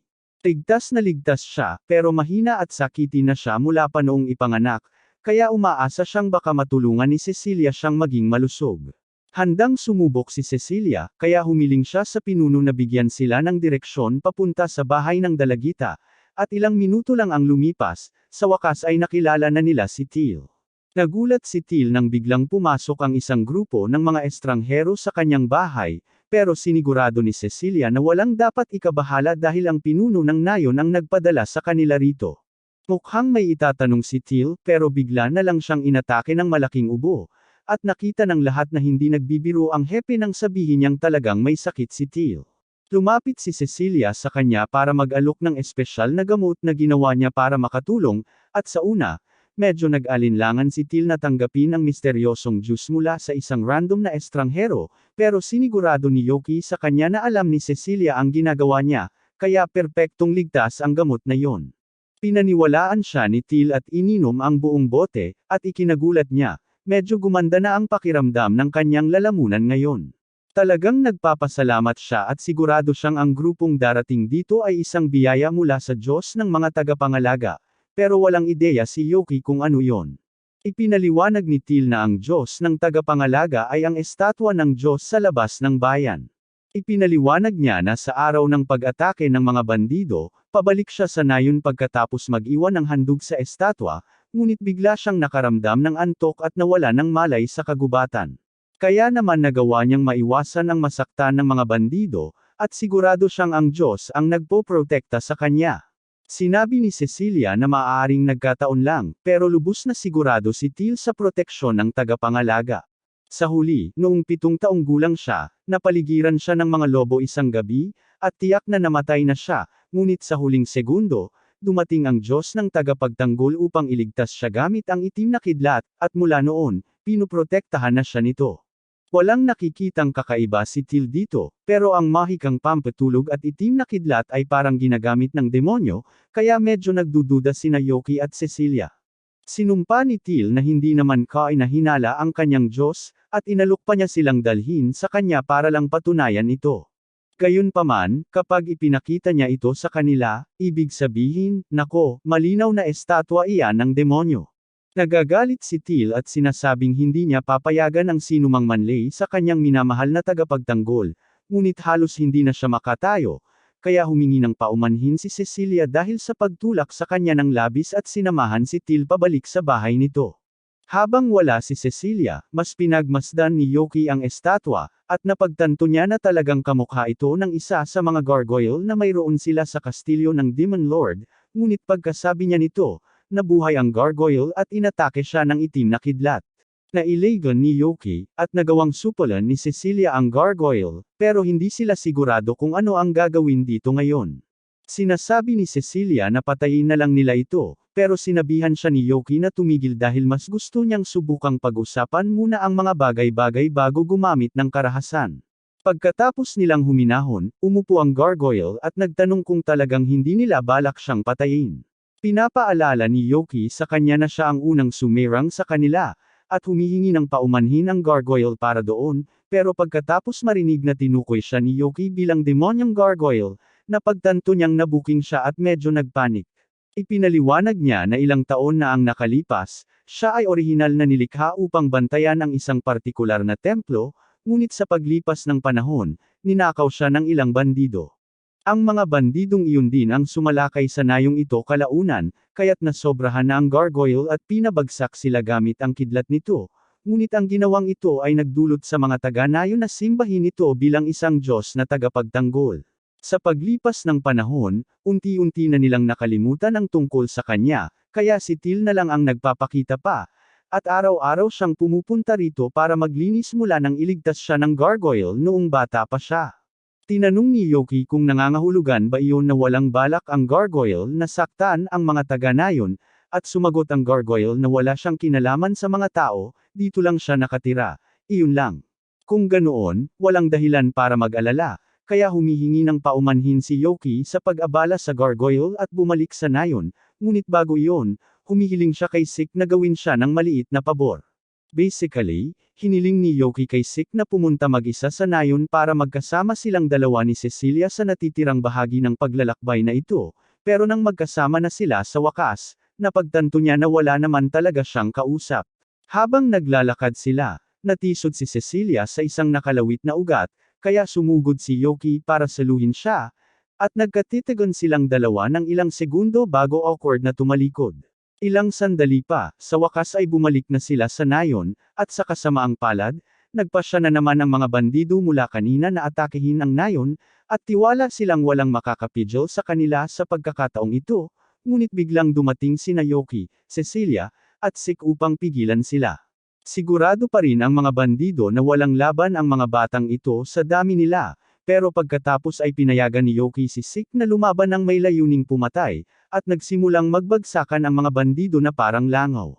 Nagulat si Cecilia sa lakas ni Sik dahil hindi niya pa ito nakitang lumaban noon, pero mas malakas si Yoki, kaya nang sumali siya sa laban, sabay-sabay niyang pinabagsak ang ilang dosenang kalaban, at kahit may sumubok na sumalakay kay Cecilia ng palihim, madaling kinuryent ni Yoki ang lalaki at pinabagsak dahil lubos niyang kontrolado ang sitwasyon.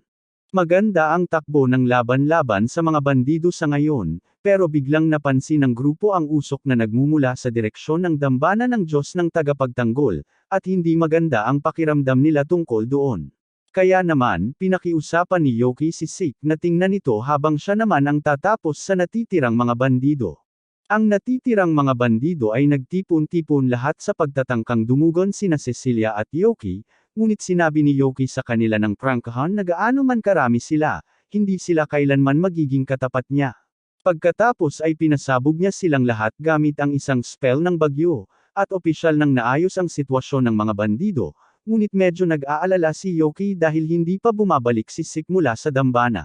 Baka may nangyari sa kanya, kaya pumunta sina Yoki at Cecilia para tingnan ito, at sa kanilang pagkabigla, nakita nila ang gargoyle na malubhang nasugatan at si Sik na hawak sa leeg. Galit na tiningnan ni Yoki ang lalaki at hiniling na malaman kung sino ito, kaya ipinaliwanag ni Cecilia na ito si Miller, ang bayani ng kalapit na Galas Empire.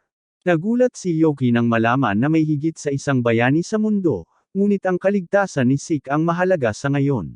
Kapag nakabawi na ng malay si Sik, ipinaliwanag niya na pumunta siya rito at nakita niyang inaatake ni Miller ang gargoyle mula sa likod habang sinusubukan nitong protektahan si Till, kaya sinubukan niyang pigilan si Miller, ngunit natalo siya sa laban.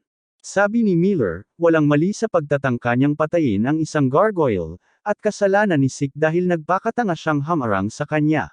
Pagkatapos ay nagsimula siyang maglakad pabalik sa gargoyle para tapusin ito, ngunit sinabi ni Yoki sa kanya na tumigil at sinubukang kausapin siya para huwag gawin ito sa pamamagitan ng pagpapaliwanag na ang gargoyle ay hindi naman nagdudulot ng anumang pinsala.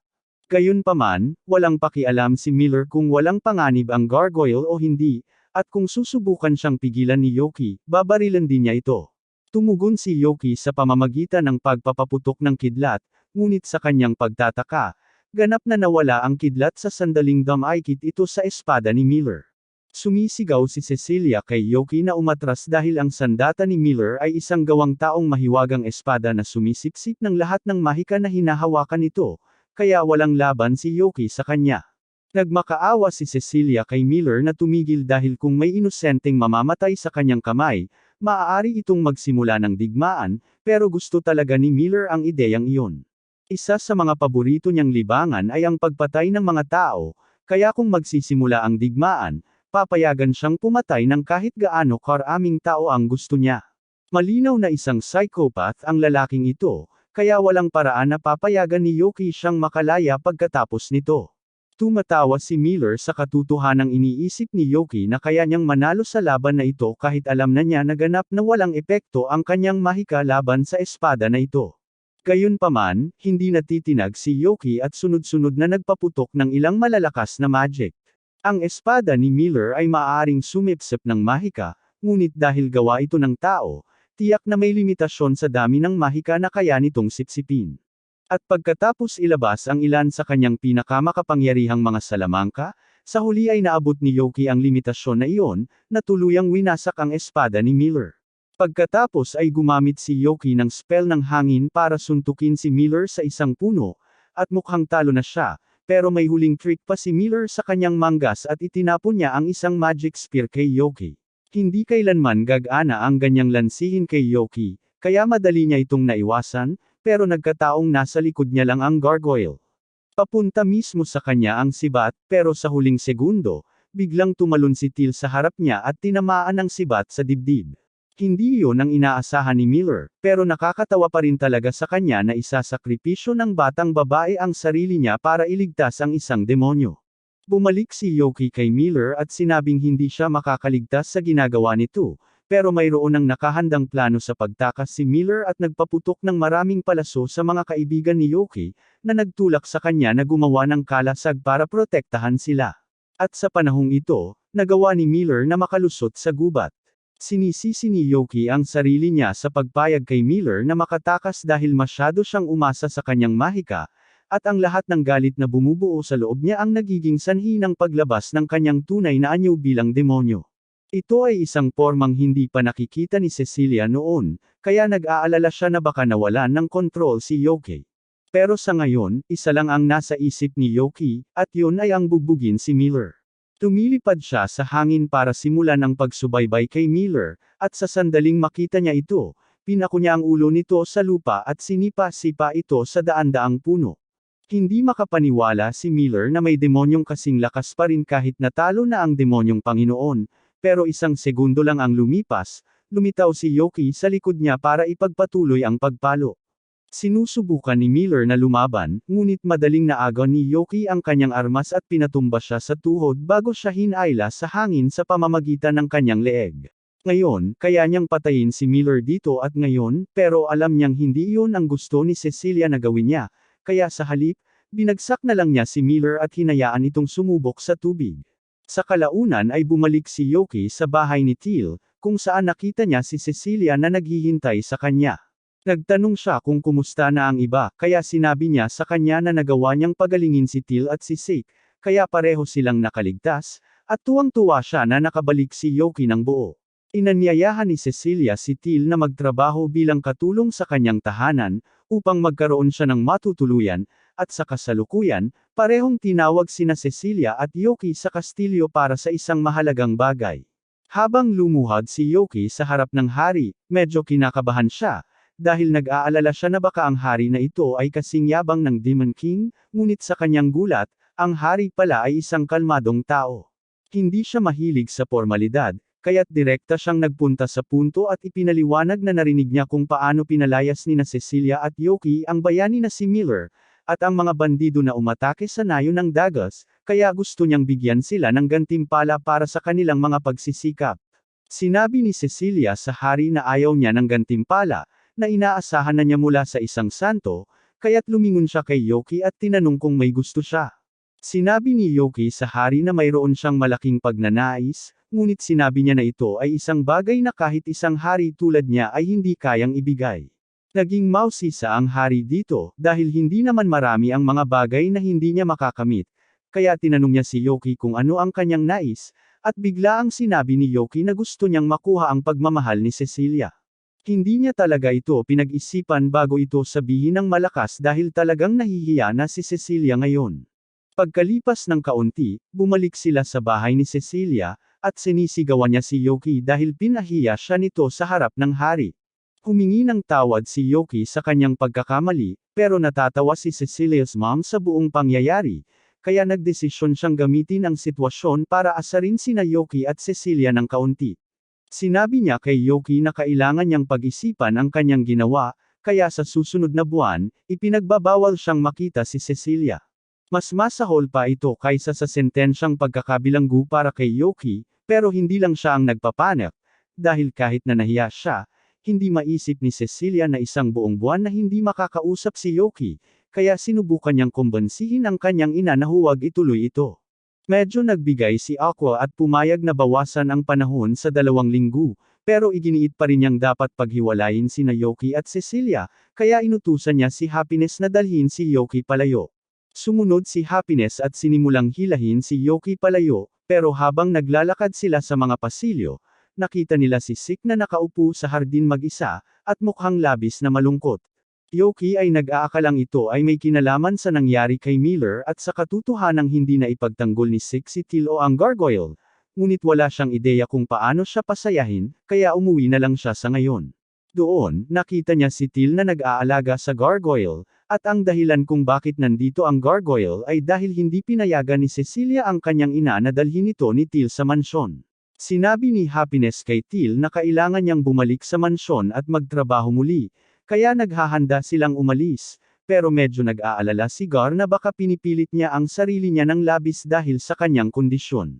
Pagkatapos umalis ng iba, humiga si Yoki sa kanyang kama at iniisip kung ano ang gagawin niya ngayon na hindi na siya makakapag-usap kay Cecilia.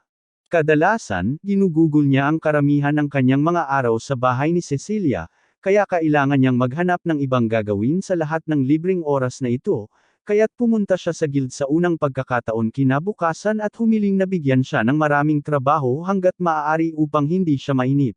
Mga kalahating buwan ang lumipas, nakita namin si Cecilia sa bahay, at ang buong hindi pag-uusap kay Yoki ay talagang bumabagabag sa kanya dahil madalas pa rin siyang gumagawa ng mga tasa ng tsaa para sa kanya nang hindi niya namamalayan, kahit na wala siya rito. Ang kanyang ina ay nasisiyahan sa bawat sandali ng panunood kay Cecilia na namimiss si Yoki, kaya't sinamantala niya ang pagkakataon at nagsimula siyang mang-asar, tinatanong kung para kanino ang pangalawang tasa ng tsaa.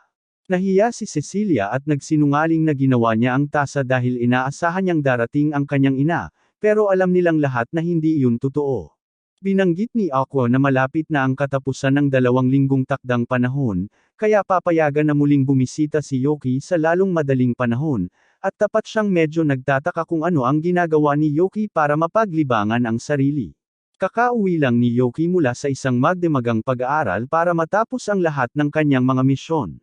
Tinanong siya ni Gar kung bakit siya masaya, pero excited lang si Yoki dahil makikita na niya ulit si Cecilia sa lalong madaling panahon. Masaya si Gar para sa kanya, pero sinasabi niyang may seryoso siyang bagay na kailangan pag-usapan nila. Pagkatapos, bumalik si Gar sa kanyang orihinal na anyong gargoyle, at sa estado na ito, malinaw na nakikita ni Yoki na nagkakahiwa-hiwalay ang katawan ni Gar. Sabi ni Gar na ang mga sugat na natamo niya mula kay Miller ay mas malala kaysa sa inaakala niya, at tinatayang mayroon na lamang siyang ilang araw upang mabuhay. Tinanong ni Yoki kung bakit hindi siya nagsalita ng mas maaga, pero hindi akala ni Gar na makakabuti ito dahil wala namang paraan para maayos ang kanyang katawan. Ang tanging gusto niya ngayon ay para alagaan ni Yoki si Teal kapag wala na siya. Hindi naiintindihan ni Yoki kung ano ang sinasabi ni Gar dahil sinabi ni Cecilia na ang kondisyon ni Teal ay naging matatag na, pero kahit totoo na marami nang naging pagbabago kay Teal dahil sa gamot ni Cecilia, matagal nang pinapanood ni Gar si Teal mula pa noong bata pa ito, at alam niyang may hindi tama sa kanya. Ayaw lang niyang mag-isa siya pagkatapos niyang mawala, kaya gusto niyang alagaan siya ni Yoki.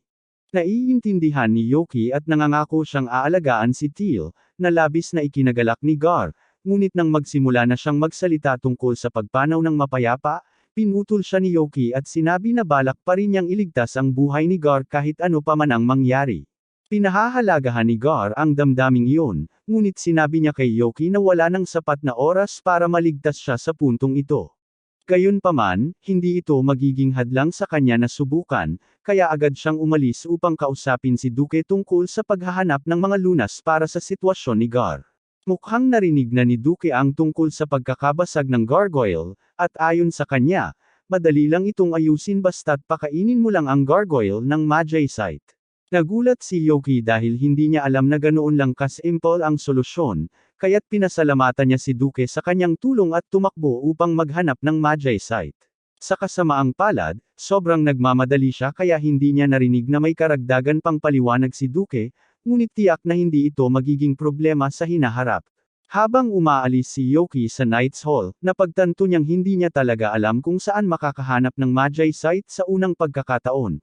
Pero bago pa siya makapaghanap, bigla niyang narinig si Cecilia na tinatawag ang kanyang pangalan, at mukhang may nangyaring masama. Tumakbo siya papunta sa kanya at ipinaliwanag na si Teal ay nasa masamang kalagayan ngayon, kaya kailangan nila ang kanyang tulong. Nagmamadali si Yoki papunta sa mansyon para makita kung ano ang nangyayari, at doon, nakita niya si Teal na nakahiga sa kama na may mataas na lagnat habang si Sig ay nagmamadaling gumawa ng gamot para sa kanya. Ang kanyang kalagayan ay mabilis na lumalala dahil labis siyang nagtrabaho kamakailan, at ang gamot na mayroon si Sig sa kasalukuyan ay sapat lamang upang pabagalin ang kanyang mga sintomas, hindi upang pagalingin ang mga ito. Kailangan nila ng Twilight Grass para magamot siya, pero ang damong iyon ay matatagpuan lamang sa mga rehiyon na mayaman sa mana, kaya hindi ito tumutubo dito. Nag-alok si Yoki na hanapin ang damo at ibalik ito para kay Teal, at nag-alok si Cecilia na tumulong na labis na pinahahalagahan ni Yoki, lalo na't kailangan pa niyang makahanap ng Magicite para kay Gar. Pagkarinig sa pangalan ni Gar, nag-aalala si Teal at sinubukang umupo sa kama dahil iniisip niyang baka may nangyari sa kanya. Pero pinapahiga siya muli ni Sig dahil kailangan niyang magpahinga hanggat maaari upang hindi lumala ang kanyang lagnat. Ang Twilight Grass at Magi Site ay maaaring bihira, pero may pagkakataon pa ring may stock ang Merchants Guild nito dahil palagi silang may dalang mahahalagang kalakal. Ngunit sa kasamaang palad, nang dumating sila sa Merchant Guild, sinabi sa kanila na wala ng stock ng Magi Site at Twilight Grass. Ito ang pinakamasamang balita na maaring mangyari, ngunit habang nag-iisip sina Yoki at Cecilia kung ano ang gagawin, biglang dumating si Crumman, at narito siya upang kunin ang isang request form mula sa Merchant Guild. Napansin niya si Yoki na nakatayo doon, at sinubukan niyang ipasa ang kahilingan sa kanya. Pero tumanggi si Yoki at sinabi niyang wala siyang oras para tumanggap ng mga random na kahilingan ngayon. Narinig ni Crumman na naghahanap si Yoki ng Magi Site at Twilight Grass, kaya sinubukan niyang kumbansihin si Yoki sa pamamagitan ng pagsasabi sa kanya na ang misyon ay tungkol sa pag-aalaga ng isang halimaw na nakatira sa isang minahan ng Magi Site. Ang mahika sa minahan ay napakabigat, kaya't nagkataon na ang Twilight Grass ay tumutubo rin doon, kaya't makabubuti kay Yoki na tanggapin ang misyon. Sumang-ayon sina Yoki at Cecilia na sumama sa misyon kasama si Crumman, at sumama rin si Sofia, bahagyang upang suportahan ang kanyang asawa, ngunit dahil din ito sa kanyang tungkulin bilang punong katulong na tiyakin na makabawi ng lubos si Teal. Umabot sila ng 2 araw bago makarating sa bayan na may minahan ng Magi Site, ngunit nang makarating na sila, sinabi ni Sofia sa lahat na maghanda na umalis sa unang pagkakataon bukas ng umaga. Medyo nalilito si Yoki dahil akala niya agad silang pupunta sa minahan, pero sinabi sa kanya na hindi nila iyon magagawa dahil ang mga halimaw ay kadalasang aktibo sa gabi, at ang hinahanap nila ay lalo pang mapanganib. Ito ay isang kumakain ng bato na nagbago matapos kumain ng maraming Magi Site. Ito ay labis na lumalaban sa mga atake ng mahika, at sinasabi sa kahilingan na kailangan nilang dalhin ang balat nito pabalik sa isang piraso, kaya ang pinakamahusay na opsyon para harapin ito ay pigilin ito bago patayin. Kinabukasan, handa na ang lahat na simulan ang kanilang misyon, ngunit nagulat sina Yoki at Cecilia nang malaman nilang balak ni Sofia na makipaglaban na suot ang kanyang unipormeng pang-mayordoma. Sabi ni Sofia na walang dahilan para mag-alala dahil okay lang sa kanya na makipaglaban sa kanyang kasuotan bilang katulong, pero ang pangunahing dahilan kung bakit niya ito suot ay dahil gusto niya na mukhang cute ito sa kanya. Habang papasok sila sa minahan, agad nilang nakita ang Rock Eater na kumakain ng maraming Magi Site, at nang mapansin sila nito, nagsimula itong maghagis ng mga bato sa kanilang direksyon. Lahat sila ay umiwas, at para subukan ito, nagpalabas si Yoki ng lightning spell sa halimaw, pero tulad ng sinabi ni Crumman, ang Rock Eater ay labis na lumalaban sa mahika. Ang tanging paraan para mapabagsak nila ito nang hindi nasesire ang balat ay umatake mula sa loob, kaya sinabi ni Crumman na gagamitin niya ang kanyang Shikigami para protektahan si Sofia habang tumatalon siya sa bibig ng halimaw. Sa tingin ni Cecilia, medyo delikado iyon, pero hindi nag-aalala si Crumman dahil lubos ang tiwala niya sa kakayahan ni Sofia, at nagtitiwala siya na paprotektahan siya nito. Dahil pareho silang sang-ayon, ibinuhos ni Yoki at Cecilia ang lahat ng kanilang pagsisikap sa pagpigil sa Rock Eater gamit ang kombinasyon ng Ice Spell ni Yoki at Chain Binds ni Cecilia. Sa pagkakahawak ng halimaw sa lugar, pinalibutan ni Crumman si Sofia ng lahat ng kanyang Shikigami, at siya ay tumalon sa nakabukas na bibig ng halimaw, kaya ngayon, kailangan na lang nilang hintayin na sirain niya ang mga laman loob nito. Sa kasamaang palad, nagkaroon ng isa pang lihim ang Rock Eater, kaya't lumikha ito ng ilang mas maliliit na Rock Eater, at ang mga maliliit na ito ay immune rin sa mahika, kaya't napilitang itaas ni Yoki ang kanyang mga kamay at makipagboxing upang mapanatili silang malayo. Ngunit sa kasamaang palad, nang walang Yoki na nagpapanatili ng kanyang spell ng yelo, mabilis na nakalusot ang Rock Eater sa mga kadena ni Cecilia at itinulak siya pabalik. Tumakbo si Yoki sa kanyang tabi upang protektahan siya, ngunit habang nasa gitna ng hakbang ang Rock Eater, bigla itong nagyelo dahil nagsimula ng putuli ni Sofia mula sa loob. Pagkatapos ng matagal na panahon, bumagsak ang Rock Eater na patay sa lupa, at labis na nakahinga ng maluwag si Crumman nang makita niyang lumabas si Sofia mula sa bibig nito na walang sugat. Ngayon na naasikaso na ang halimaw, ang natitira na lang gawin ay kolektahin ang Magi Site at Twilight Grass na kailangan ni Yoki at Cecilia, at sa kabutihang palad, marami nito dito. Matapos makuha ang dami ng kailangan nila, umalis ang grupo sa kuweba, at handa na si Yoki na umuwi para kunin ang gamot para kay Teal at Gar, pero sinabi ni Kramen na hindi sila makakaalis ngayon dahil hindi ligtas maglakbay sa gabi sa lugar na ito. Ito ay nagiging sanhi ng pagka-frustrate ni Yoki dahil gusto niyang makabalik agad upang tulungan ang iba, at malamang na makakabalik na siya sa syudad bago mag-umaga ng mag-isa, pero hindi niya maaring malaman ni Kramen at Sofia na siya ay isang demonyo. Kinagabihan, habang natutulog ang iba, sumisiksik si Yoki mula sa kama at sinubukang umalis nang hindi nagigising ang sinuman, pero nahulaan na ni Cecilia na susubukan niya ito, kaya't natagpuan niya itong naghihintay sa labas ng pinto para sa kanya. Buong pusong sinusuportahan ni Cecilia ang plano ni Yoki, kaya't kinuha niya ang kalayaan na ihanda ang pouch ng mga gamit para sa kanya upang makaalis siya kaagad, at talagang pinahahalagahan ni Yoki ang kanyang tulong. Kaagad pagkatapos noon, umalis si Yoki patungo sa madilim na kalangitan, at ilang oras ang lumipas, dumating siya sa lungsod upang dalhin ang gamot. Nakita niya si Gar sa mesa tulad ng dati, pero tila talagang walang reaksyon, kaya nagsimula siyang mag-alala na baka huli na ang lahat para iligtas siya. Sinimulan niyang kalugon si Gar ng marahas at tinanong kung okay lang ba talaga sa kanya na iwan si Teal mag-isa sa mundong ito, at ang marinig ang pangalan ni Teal ay sapat na upang magising si Gar. Tinanong niya kung okay lang si Teal, at sinabi ni Yoki na magiging maayos siya dahil ibinigay na niya ang Twilight Grass kay Sik, kaya ang natitira na lang ay pakainin si Gar ng Magicite at ayusin din siya. Habang abala si Yoki sa paglalagay ng Magicite sa mukha ni Gar, napansin niya ang isang pangil na nahalo sa mga bato, ngunit bago niya ito matukoy, biglang kumikislap si Gar, at ilang sandali pagkatapos, siya ay ganap ng gumaling. Ang unang ginawa ni Gar pagkatapos gumaling ay nagmadali siyang pumunta sa tabi ni Teal upang tingnan siya at ipaalam sa kanya na magiging maayos din siya. Naantig si Yoki sa muling pagkikita, pero mayroon pa siyang mahabang gabi ng paglipad dahil kailangan niyang makabalik sa nayon ng pagmimina bago magsimulang magduda ang iba, at pagkatapos magpuyat ng magdamag, nahulog siya sa pagkakatulog sa mga hita ni Cecilia habang nasa biyahe pa uwi sa karwahe, na hindi naman niya alintana. Pagkatapos bumalik sa bayan, ilang araw ang lumipas, at nagkataon na makita ni Yoki si Kramen habang namimili siya.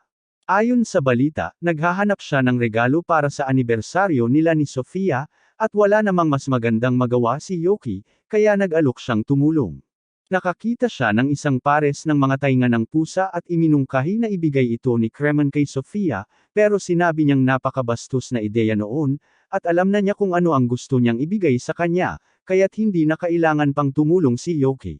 Humingi ng tawad si Yoki, pero habang ibinabalik niya ang mga tainga ng pusa sa kanilang lugar, napansin niya ang isang itim na suit na may katugmang itim na helmet malapit, at ang kanyang edgelord instincts ay umiral sandali dahil agad niyang naisip ang subukan ito. Sa tingin ni Kramen, ang hitsura nito ay talagang nakakahiya, pero gustong-gusto ito ni Yoki at wala siyang kahit kaunting kahihiyan. Talagang gusto niyang subukan ang paggawa ng mga cool na bagay sa outfit na ito, kaya gusto niyang bigyan siya ni Kramen ng maraming quests hanggat maaari, at talagang naiinis na si Kramen sa ginawa ni Yoki, kaya nagpasya na lang siyang makisama. Dinala niya si Yoki pabalik sa guild at sinabi sa receptionist na naka-duty na gusto niyang mag-sign up para sa anumang mga quest na available sa ngayon. Hindi nakilala ng receptionist si Yoki dahil sa kanyang costume, pero dahil si Kramen ang nagpatunay sa kanya, sinilip niya ang stack ng mga quest at ipinaalam sa kanya na may 4 na A-rank na mga quest na available, na sinabi ni Yoki na gusto niyang kunin lahat. Ang receptionist ay nagulat nang marinig ito dahil wala pa siyang narinig na may sapat na lakas para hawakan ang 4 na A-rank na mga misyon ng sabay-sabay, kaya tinanong niya ang pangalan nito, ngunit si Yoki, sa kanyang tunay na edgelord na estilo, ay nagdesisyon na magbigay ng peking pangalan, at si Kramen ay sobrang pagod na hindi na niya ito pinansin. Kinagabihan, pinatay ni Yoki ang isang dragon sa kagubatan upang matapos ang isa sa mga misyon na tinanggap niya, at nang bumalik siya sa guild na may dalang puso ng dragon, nagsimula siyang igalang ng lahat sa guild bilang isang makapangyarihang mandirigma, kahit na hindi pa rin nila alam kung sino siya. Sa pagtatapos ng araw, natapos na ni Yoki ang karamihan sa kanyang mga misyon, ngunit mayroon pa siyang isang misyon na natitira, at iyon ang misyon na hulihin ang kriminal na ito. Kinagabihan, ang kriminal na tinutukoy, si Envy, ay sumisilip sa 2 gwardya at gumagamit ng sleep magic upang patumbahin sila bago sumisilip sa storage room kasama ang kanyang 2 kasama, si jealousy at heartburn. Seryoso, sino ang nag-iisip ng mga pangalang ito? Sinasadya nila ang may-ari habang abala ito sa pag-iimbentaryo, at sinasabi nila na ninakawin nila ang lahat dito, pero bago pa man sila makakuha ng kahit ano. Lumabas si Yoki mula sa mga anino at sinabi sa kanila na sumuko na bago pa sila masaktan, pero ang tatlo ay ayaw talikuran ang kanilang target, kaya't sinugod si Yoki ng matinding heartburn at selos. Pumapasok siya at lumalabas sa laban nila ng kaunti lang para maging interesante, pero sa huli ay nagpasya siyang maging seryoso at i-activate ang lightning magic sa kanyang espada. Sa ganitong paraan, nagawa niyang i-electrocute ang parehong heartburn at selos, na nag-iwan kay Envy bilang huling natirang nakatayo. Sinubukan niyang patumbahin si Yoki gamit ang kanyang mahika, pero pinigilan ni Yoki ang spell at sinugod si Envy bago siya sinaksak ng espada. Siyempre, ayaw niyang talagang patayin ang isang bata, kaya ginamit niya ang dulong bahagi ng espada, pero masakit pa rin ito. Ang may-ari ng bodega ay labis na nagpapasalamat na naawat ni Yoki ang mga magnanakaw dahil hindi niya alam kung ano ang gagawin niya kung nasira ang kanyang stock ng mga tsokolate para sa araw ng mga puso. Ngayon, maaari na niyang ipamahagi ang kanyang mga produkto sa mga tao sa bayan ng walang abala, at lahat ito ay dahil kay Yoki. Medyo nagulat si Yoki dahil hindi niya alam na ipinagdiriwang din ng mundong ito ang araw ng mga puso, pero bigla na lang dumating ang isang grupo ng mga kabalyero dahil narinig nila ang ingay at gusto nilang tiyakin na lahat ay maayos. Kaagad nakilala ni Duke at Raven si Yoki sa sandaling makita siya, ngunit ang isa pang kabalyero kasama nila ay walang ideya kung sino siya, kaya't tinanong siya na magpakilala. Gusto pa ring manatili ni Yoki sa kanyang karakter, kaya ibinigay niya sa kanya ang kanyang peking pangalan, at pagkatapos ay tinanong siya kung siya ang may kagagawa ng lahat ng ito. Alam ni Yoki na siya ay may pagdududa sa kanya, kaya sinabi niya sa kanya na ang mga batang nakahiga sa lupa na walang malay ay mga magnanakaw, at bago pa siya makapagtanong pa ng higit, siya ay naglaho sa isang ulap ng usok. Karaniwan nang hahanapin siya ng mga kabalyero sa puntong ito, pero dahil alam ni Raven na si Yoki lang iyon, sinabi niya sa lahat na wala ng dahilan para habulin pa ang lalaki. Habang abala ang mga kabalyero sa pag-aresto kay Envy at sa kanyang gang, naglalakad si Duke sa likod ng bodega dahil alam niyang nandyan pa rin si Yoki sa paligid.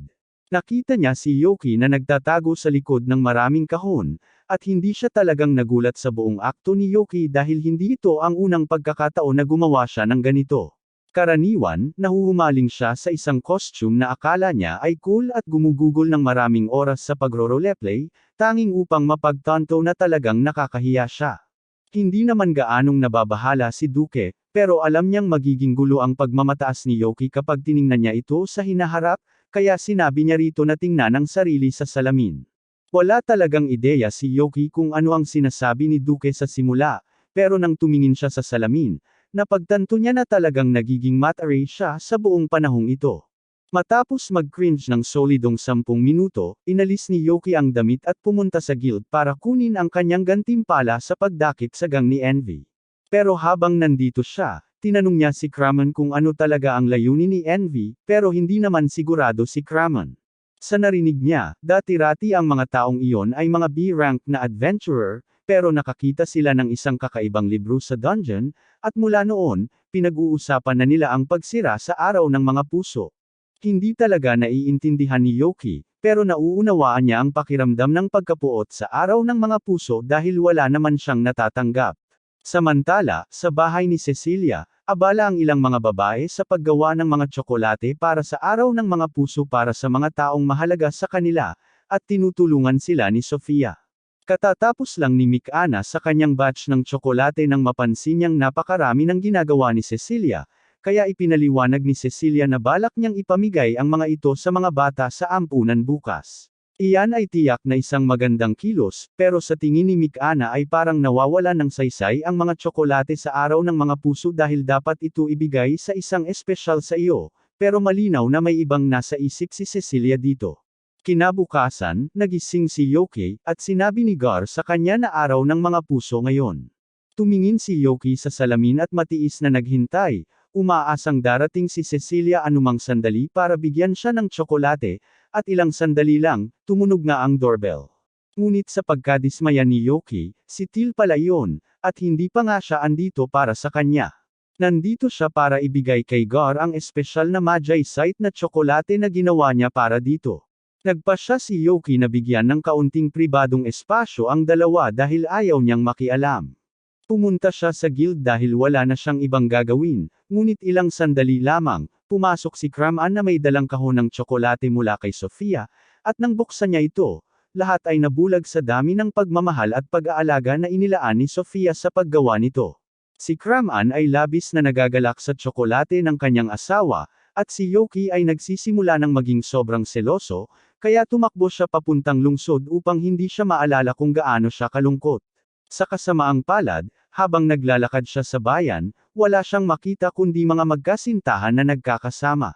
Pumunta siya kay Duke para pag-usapan ito, pero nakita niyang tumanggap si Duke ng tsokolate mula sa isa sa mga babaeng kabalyero, at lalo siyang nakaramdam ng kalungkutan, kaya tumakbo siya palayo. Inaasahan niyang makaalis sa lahat ng mga magkasintahan ng ilang minuto, pero nakita niya si Raven, at kahit siya ay nakatanggap ng mga tsokolate mula sa kaligayahan, at lalo lang itong nagpalala ng kanyang kalungkutan. Pagkatapos, lumabas si Yoki sa kalye kung saan nakita niya ang napakaraming kababaihan na nakapila malapit sa isang kariton, at sa simula, nagtataka siya kung ano ang napakahalaga na kailangan nilang pumila ng ganito, ngunit pagkatapos ay nalaman niya na ito ang pila para ibigay kay Yuga ang mga tsokolate, at iyon na ang huling patak sa garapon ng kay-abangan ni Yoki. Sandali lang, dumaan si Mikina, kaya tinanong ni Yoki kung nandito siya para magbigay ng tsokolate kay Yuga, at iyon ang orihinal na plano niya, pero nagdadalawang isip na siya ngayon dahil hindi niya akalaing sapat ang kanyang mga tsokolate. Hindi sinasadya ni Yoki na magpaka-insecure siya, kaya't nag-iisip siya ng paraan para mapasaya siya, pero sandali lang, dumating si Yuga mismo, at nagulat si Mikina nang makita siya dahil bihira itong dumadalo sa mga Valentine's event. Sabi ni Yuga gusto lang niyang matiyak na ang tsokolate ni Mikina ang una niyang natanggap. Nagulat at natuwa si Mikina nang marinig na pinahahalagahan ni Yuga ang kanyang tsokolate higit sa lahat, pero medyo nag-aalala pa rin siya dahil hindi siya magaling magluto, at ang mga tsokolate niya ay sobrang gulo. Sinabi ni Yuga na hindi mahalaga dahil gusto pa rin niyang tanggapin ang mga tsokolate, at natuwa si Mikina nang marinig iyon, kaya inilabas niya ang mga tsokolate na ginawa niya, at hindi ko alam kung paano niya nagawa ito, pero ang tsokolate na iyon ay mukhang nagpaaraw mula pa sa simula ng sansinukob. Hindi alam ni Yoki kung ano ang sasabihin dito, dahil malinaw na iyon ay isang biohazard, pero hindi alintana ni Yuga at nilamon nito ng buo sa isang kagat. Sinabi niya kay Mikina na talagang nagustuhan niya ang tsokolate, at alam na natin na masyadong pangit si Yuga sa pagsisinungaling, kaya tiyak na nagsasabi siya ng totoo.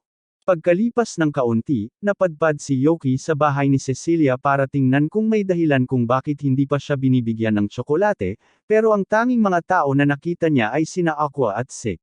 Alam ni Aqua na hinahanap ni Yoki si Cecilia, pero sinabi niya na malas siya dahil si Cecilia ay kasalukuyang nasa bayan at namimigay ng tsokolate sa mga ulila.